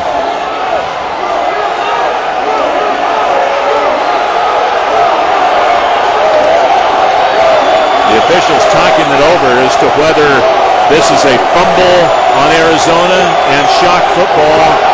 Make sure you correct all the action on the games on the TV on Spokane. Shock say it's their ball. The ball was recovered by Arizona after the play. Personal foul offense. 10-yard penalty. The down counts. Third down. So hard to tell there, but there you see the Shock player get knocked over the pile. That's the dead ball personal foul. And so instead of 3rd and 1 from the 9, it's 3rd and 11 from 19. And Arizona gives back to Spokane with sloppy play. Twofold. One, second sloppy quarterback center exchange compounded by just a dumb penalty by Arizona. Harvey in high motion. Davila looking for Windsor. Got him again down at the 5-yard line. A flag comes into the play one more time. They'll put him down just short of the 5. And we'll see what the penalty's about here. It's a first down unless there's a penalty on Arizona here. This is just There's no foul on the play. The flag has been inadvertently dropped. Completed pass. Rod Windsor with yet another catch. He had 15 last week, 14 this week. His resume, Mike, is incredible. Yeah, starting with 2009, Rookie of the Year in AF2, follows that up with Rookie of the Year in 2010. Those numbers are outrageous, and now he finds himself on the NFL roster. Davila looking for Harvey in the end zone, and Harvey couldn't get where he wanted to be. Good defense by the Shock. Windsor says there should be a flag in there. Pass incomplete, second down. He also played for Sacramento in the UFL last year, where he had 25 catches. So Marquis White also was a UFL player, the Shock wide receiver. Windsor, no question, is one of the premier players in this league. As Mike said, signed with Cleveland, was not going to play today, but lockout's back on. Now it obviously is playing. Davila, end zone, Harvey, incomplete. Josh Ferguson back there with good coverage again. So now 3rd and goal. And what this is doing, Mike, all these plays Arizona's having to run to score a touchdown, it's just running this clock down more and more. Yeah, which means if Arizona scores, they're going to have to think about an onside kick most likely from here on out, because they are not stopping the Spokane juggernaut of an offense. 3rd and goal from outside the 5. Davila looking for Gathers, incomplete. Threw it a little behind him. He could not turn his body around to get it. Ferguson and Dodd Masters over there. So it's 4th down now, and the game is on the line. And the crowd is amping up, knowing they've got this big 4th down play after this 3rd down stop. Very nice coverage by the Spokane defenders. The crowd is raising up. Ball game. If Arizona does not get it, this game is over. Pressure on Davila. Back of the end zone, his receiver went down, flags are down. Harvey went down, Josh Ferguson protesting vehemently, likely interference.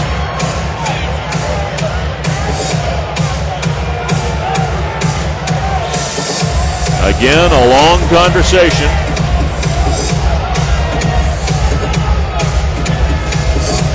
The clock stopped. Holding 3:52. defense.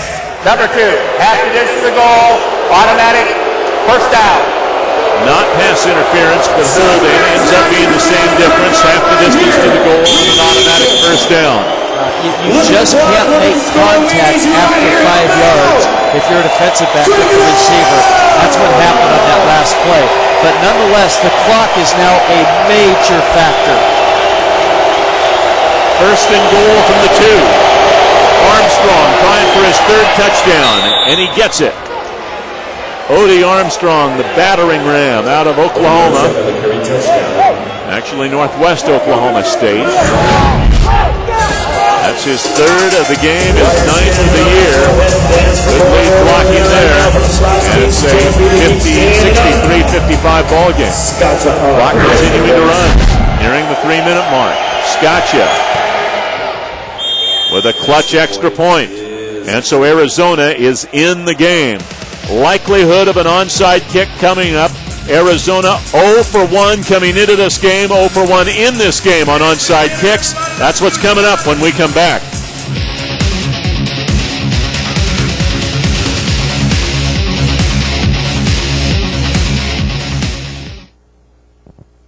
Let's see if we can find somebody. Dance for your winner. Dance. We're going to see an onside kick, Larry. Yes, I would be stunned if they don't. I would agree. Coming into this weekend, through the first 6 weeks of the 7 weeks of the season, whatever, there's been 10 successful onside kicks. Yeah. They're dancing. What were you going to say, Jesse? That's how you dance, right here.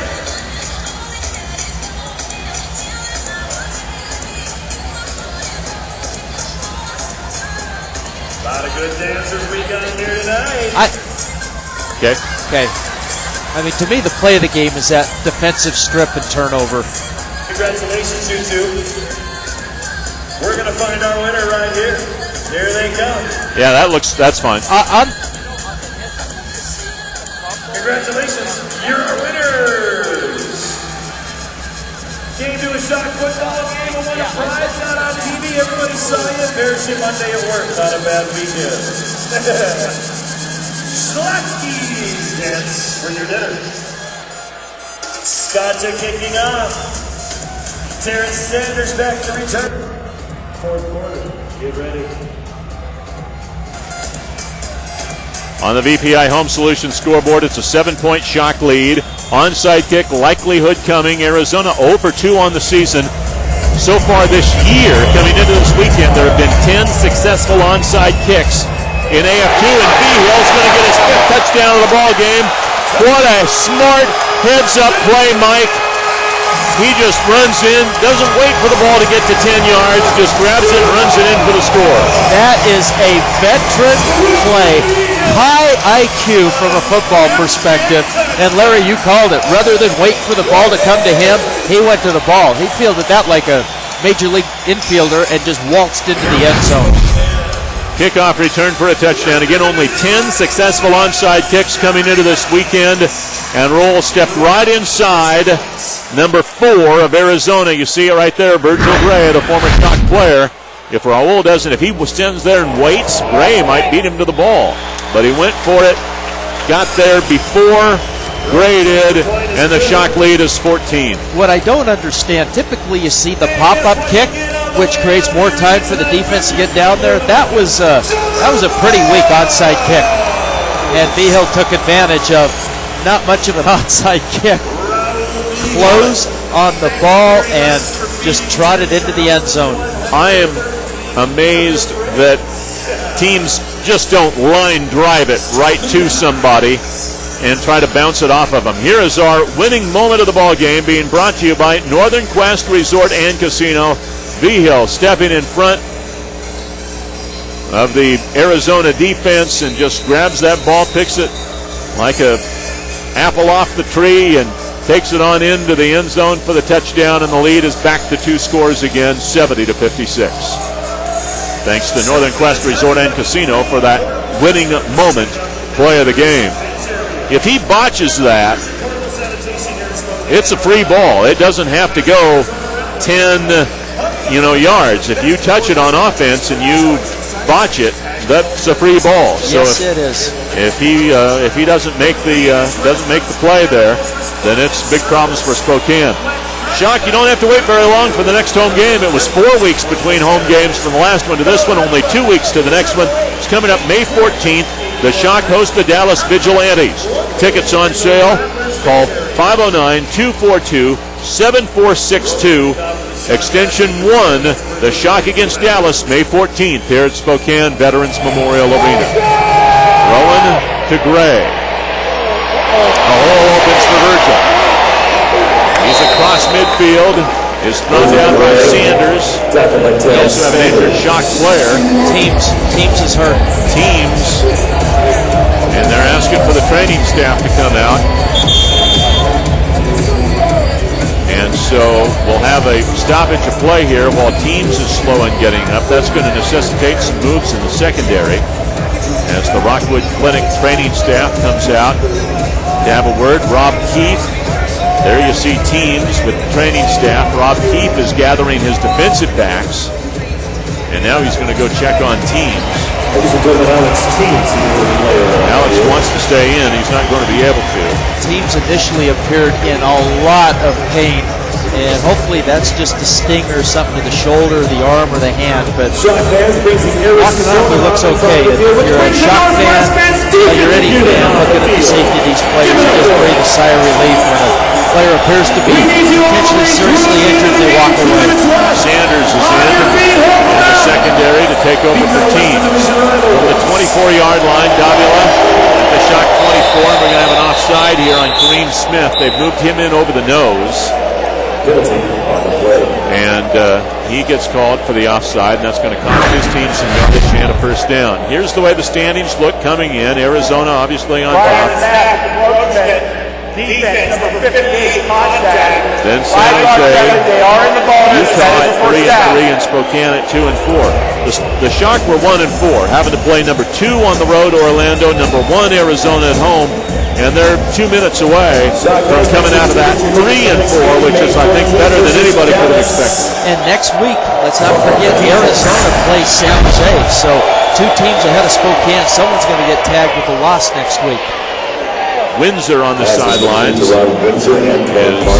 put out against the boards by Antoine Marsh at the 8-yard line. It's good for a first down for the Rattlers.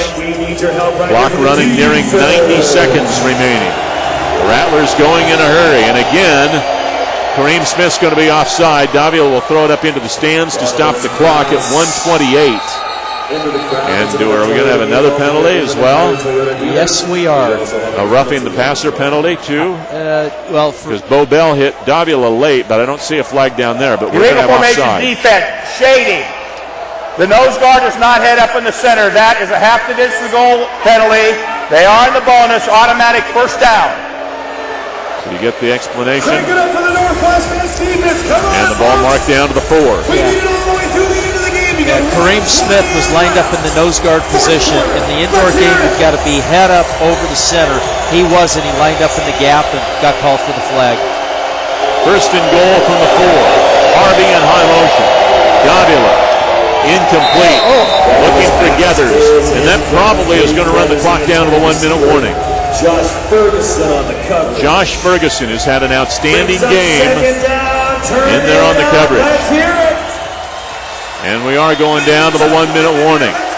So the Shock 1 minute away from back-to-back victories over number 2 and number 1 in the AFL coaches poll.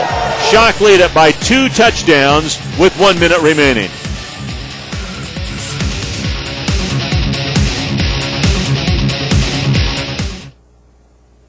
Folks, we'd like to let everybody from Arizona know whose house. Yeah, I'm fine with it. They don't have the other one. They can't find the other one. I'm fine with that.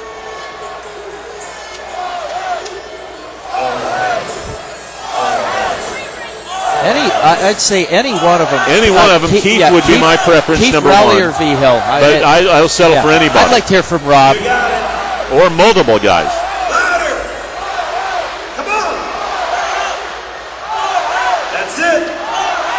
You know, the 2, I mean, we've heard from we've already interviewed V-Hill. We've hit, yeah.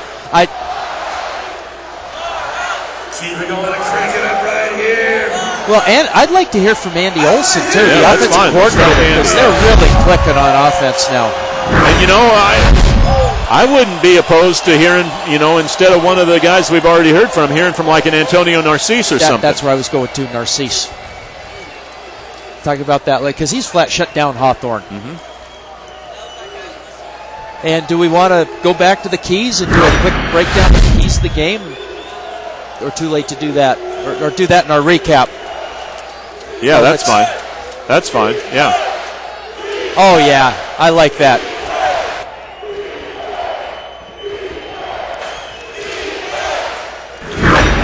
It's our taco time hit of the game. Helmets are going to come flying off here. There's Armstrong lowering his shoulder and Dom Masters, and then Bo Bell delivering the big hit that knocks his own helmet off. Running up against Armstrong, a couple of bulls run into each other there. Armstrong at 260 pounds and Bo Bell at 245 pounds. Second and goal, Arizona trying to stay alive. Gathers, overthrown, incomplete. Third down with 1 minute timing rules. The clock stops on incomplete passes, which it does not do prior to the 1 minute timing mark. And so it'll be third and goal. If you are on Facebook, why don't you like the Spokane Shock and join 20,000 plus others. Get all the latest updates, pictures, important announcements all on Facebook.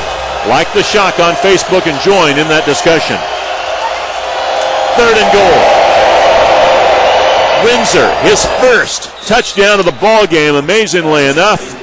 The Shock have done a whale of a job on him. And it's a 70-62 game, so they still are alive. And fortunes can change in a hurry in this indoor game. Assuming Scotcha makes the PAT, both kickers have been perfect tonight. An onside kick and a score, and we have a tie game. Don't go away. Anything can happen in the indoor game. Indeed. High snap. But Scotcha and Rowan have been unbelievable in this ball game. 19 of 19 between the two. And it's a 70-63 game with 52.3 seconds remaining. Rod Windsor dragging all the way across the back line of the end zone, Mike. And not an easy catch, but the great ones take tough catches and make them look easy. It's actually one hand with his left hand to go up there and then corral that in with the second hand. Not bad coverage from Ferguson. No, it's just a fantastic catch by a very athletic and studly Rod Windsor. There's nothing Windsor can't do. There's a reason why he's in the NFL, I guess. We're seeing that here. And it's a 70-63 ball game. So again, you know, an onside kick is coming. So now how do you defend it? Well, for one, I've got to believe they're going to go with the pop-up kick rather than that little squibby pooch kick, because Vigil burned him for a touchdown last time they tried that. We mentioned now that Arizona has not recovered an onside kick this year. They're now 0 for 3, but the Shock have allowed one. The Shock have allowed a onside kick to be recovered. I'm kind of surprised that Windsor is not in the game trying to recover this onside kick. Another big game for Windsor in this ball game. His fifth 100-yard plus receiving game of the year. Just the one for the ball game, touchdown, 12 now on the season for Rod Windsor. Here's that high pop-up kick, and the ball's loose. Arizona says they've got it. Arizona sure seems to think they have it. And they do. Very well may. Wow. Recovered by Arizona. Like we said, in the indoor game, anything can happen, and they went to the pop-up kick. That pop-up kick gives the defending team time to get down there and make a play. And that was a high kick.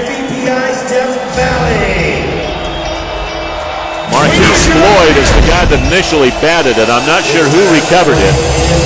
Arizona has all 3 timeouts and 47.3 seconds to try to tie this game, or if they're really gutsy, go for a win with a 2-point conversion.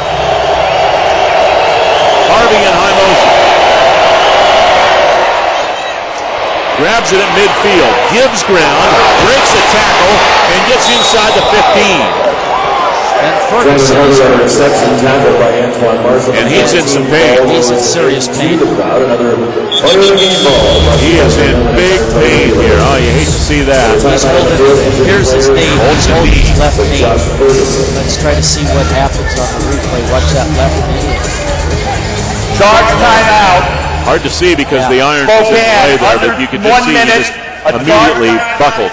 Let's see if we get a better look at it here. He's holding his left knee, so let's watch his left knee. Award winners tonight, we'd like to announce those real quick. JLS Ironman of the game from the Spokane Shock Terrorists. That did not look good.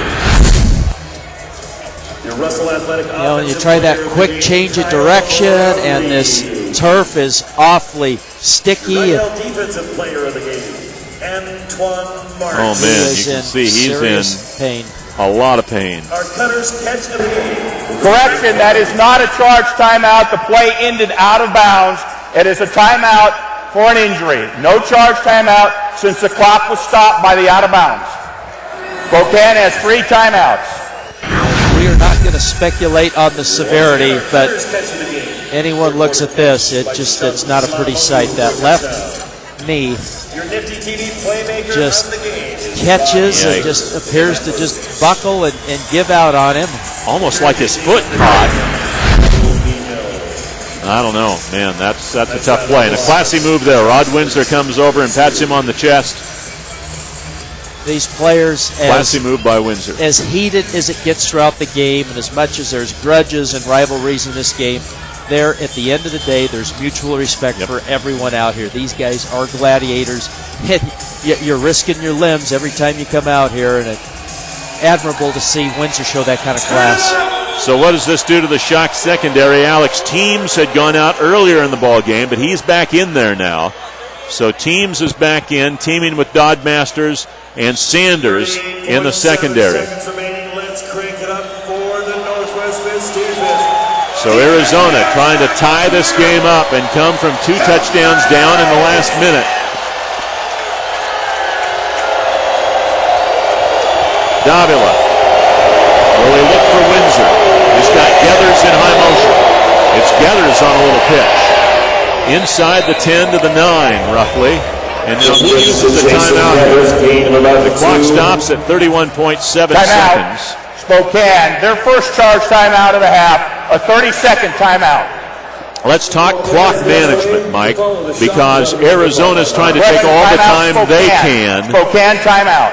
And so that's why they ran the play they did. They didn't toss it into the end zone here. They want to take some time off the clock or make Spokane burn their timeouts. Exactly, because if you're Arizona, you want to do what Spokane did at the end of the first half. End of the first half, Spokane managed it to where they scored with 5.4 seconds to go. So with a kick and a try, there's just virtually no time on the clock. That's exactly what Arizona's trying to do to Spokane.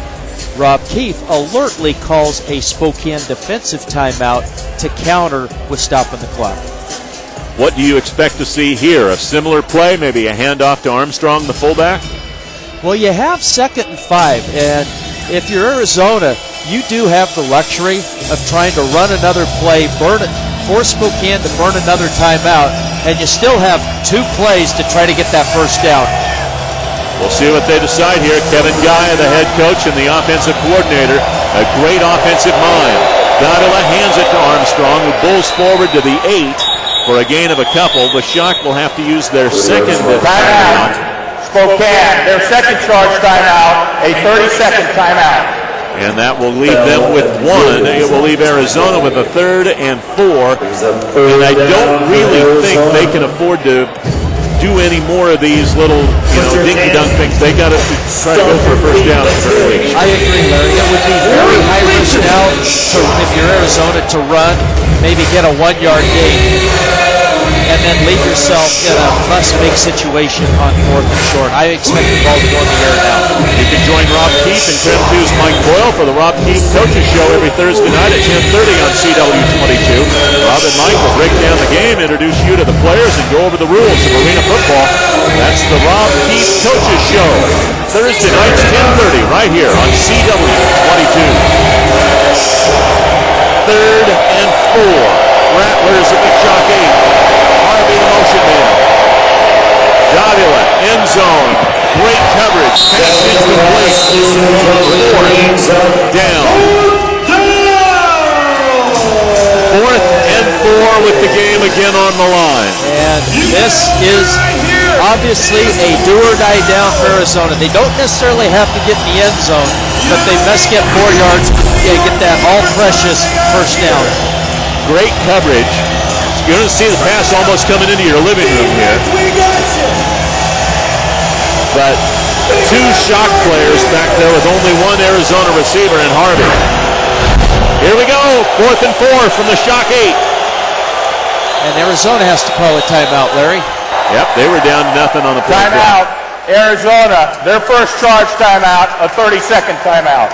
Unbelievably, some of the crowd of better than 10,000 have left here.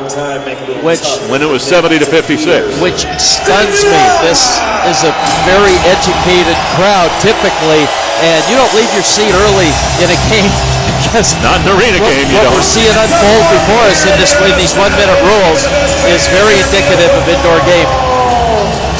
We're back with you again in 2 weeks, not only here in the Spokane Arena, but here on CW22, KSKN, the Shock against Dallas. It's time for you, the fans. At 7 o'clock in 2 weeks, on the 14th of May. Make some noise. Let me hear you. Everybody in the stadium has to think you're throwing it to Windsor, do you? I certainly would think that's first option. Arizona they're undefeated for a reason. They have had 3 close games. They've won all 3 close games, 3-0 in those tight ball games. Windsor was the motion man. Gotti was looking for him. He's not open. Penalty flags are down. We're going to have a holding in the end zone on Alex Teams. Great pressure. Donnelly got hit as he was throwing. The pass was incomplete, but I think we're going to have, in all likelihood, a holding penalty in the end zone. Maybe an interference call. They're asking Kevin Guy if he wants the penalty, and I'm sure that he has an IQ above 0, so he's going to accept it. Well, the other thing they're talking about, we're in 1-minute rules, the offended team could put time back on the clock. Number 1, after the goal, automatic first down. That's right. Coach Guy alertly is saying, I don't want time back on the clock, right? He's playing the clock management. They've got 3 plays at the very least, maybe 4.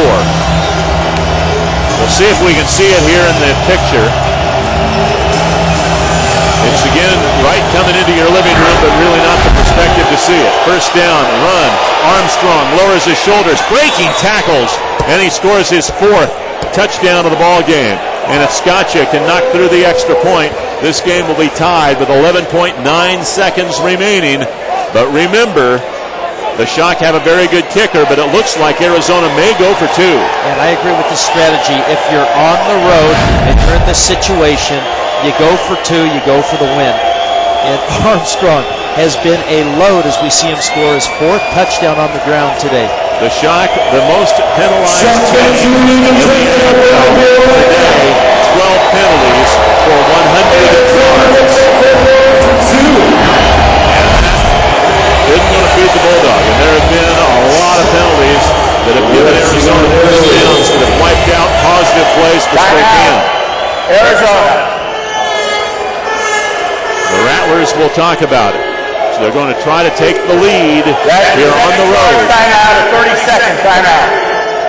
Same thing. They can do a ton of things here. You've got Armstrong, a tough runner. You've got Windsor. You've got Harvey. You've got a big receiver in Gathers. Here's what's on the line as we look at the standings. Arizona, the last undefeated team in the AFL.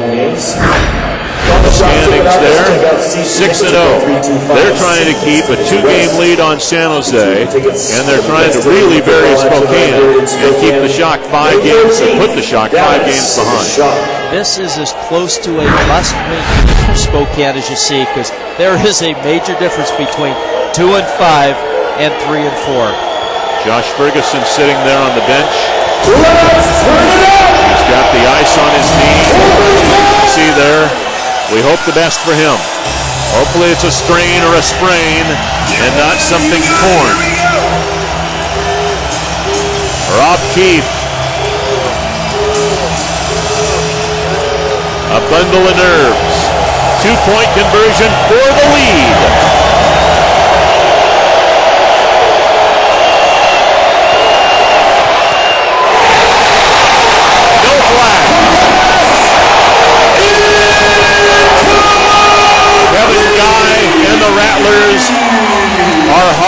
got an idiot fan on the field.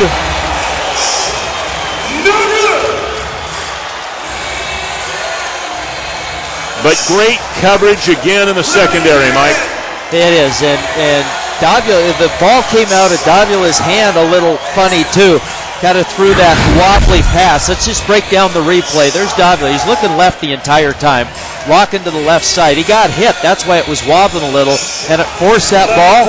So credit pressure by the Spokane defense for an errant pass off the arm of Nick Davila. Number 5 for Spokane, Terrence Sanders, who played for the Arizona Rattlers last year. Probably a very sweet moment for him. Absolutely. And with 11.9 seconds to go, and we're going to see another onside kick. And again, in this game, it is not out of the question that Arizona could still win. You've got the strong-legged Scotcha. If you recover an onside kick, you're going to have about 9 seconds to go. Time to get maybe a 10, 15-yard pass completion. Still have a timeout. Final timeout and bring in Scotcha for the W. Yep, the Spokane is now allowed 2 onside kicks this year. Put your hands together right now this Saturday night. And the job is here. They've got the all-hands team out there. Now, no big bodies out there. They're all wide receivers and defensive backs basically out there on the field right now. They've got the hands team in. No big bodies to block some of these guys. There it is, very high kick again. This ball is loose. And Arizona's got it again. Well, just like we talked about, around 9 seconds, 8.5 seconds to go. Appeared that was clean. Appeared it went 10 yards. And that was Jason Gathers. And the big thing here is the high ball that Scotcha is getting. He is sending that thing 40 or 50 feet in the air probably, and that allows his guys time to get down there and compete for that ball. Arizona. I have never seen an onside kick go that high. Scotcha is such a strong-legged kicker, and you just Brings it on off the camera. It looked like he was dropping from the rafters. And so Scotcha, a member of the San Francisco 49ers in the NFL, gives his team a chance to win this ball game. Here's a throw incomplete, intended for Gathers. You have 4.5 seconds. What does Kevin Guy do here? He's going to call for the field goal unit. You can take a chance on a quick out route to the sidelines, get out of bounds, but if you get your quarterback sacked or something else happens, you got no chance at it. So, you have no chance at it. My mother will be hitting me over in the head with a ruler, the old English teacher. So this is going to be a 48-yard attempt. You know he's got the leg, but you've got very narrow uprights to kick it between. And again, that goalpost, 15 feet off the ground. If he misses, the ball's live. Arizona, their final timeout. If you're Spokane, you just run it out and take the knee and burn it. We do have a timeout taken. And Spokane has 1 timeout left. So is Coach Keith going to try to do the freeze move using that 1 timeout? Fabrizio Scotcha in the Florida Football Alliance, if you missed it earlier, which is, I'm assuming, a semi-pro league in Florida, playing for the Treasure Coast Bobcats, kicked what is believed to be the longest field goal ever at any level of football without a tee, 68 yards. This is going to be a 48-yard attempt. You can get with the camera angle what he's looking at here. He's going to be kicking it from the 10. He's got to kick it all the way down to the other end of the field. End zones are 8 yards deep. The crossbar is 15 feet off the ground. Skinny with the uprights are only 9 feet wide. Scotcha has this range. I was watching him in pregame warm-ups. It is well within his range. This is going to be about accuracy. Yeah, no doubt he's got the leg to kick it. Can he kick it that far? And it's blocked. Kareem Smith. You knew you could kick it that far, but a high snap, and they could not get the ball down for him to get the height to get it over the man. Somebody in the front row, a little kid, gets a great souvenir, a game-winning ball. Get Kareem Smith to sign it, young man. And the shock in an amazing, wild game between these two teams. Something, Mike, we have seen now in all 4 games these teams have played. A wild game as we see Josh Ferguson coming out. The Shock somehow come up with a win. Arizona has yet to find the formula as we watch this. Let's watch this replay. Smith just smothers that field goal. Scotcha had no chance. Smith just darted through that line, and that is my personal pick for play of the game. As I was talking about, Arizona has yet to find the magic formula to beat Spokane. They are now no wins and 4 losses against Spokane. Great games by both quarterbacks today. Kyle Rowley, you see him there, 8 touchdown passes. Nick Davila had 6 touchdowns, but was only 3 for his last 12 in this ball game. And Spokane is able to somehow get this 1-point win. There you see Josh Ferguson. We're going to come back. There's Emery Salmons. He had a big game. We'll wrap things up after this timeout. Shock persevere and win by 1.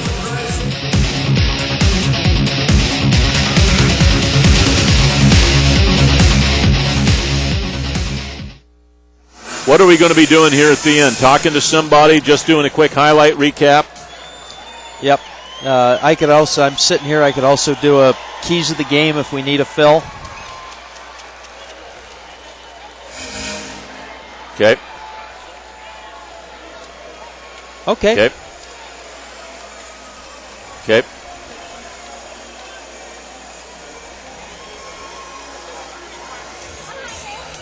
Okay. Larry, you can just take us home.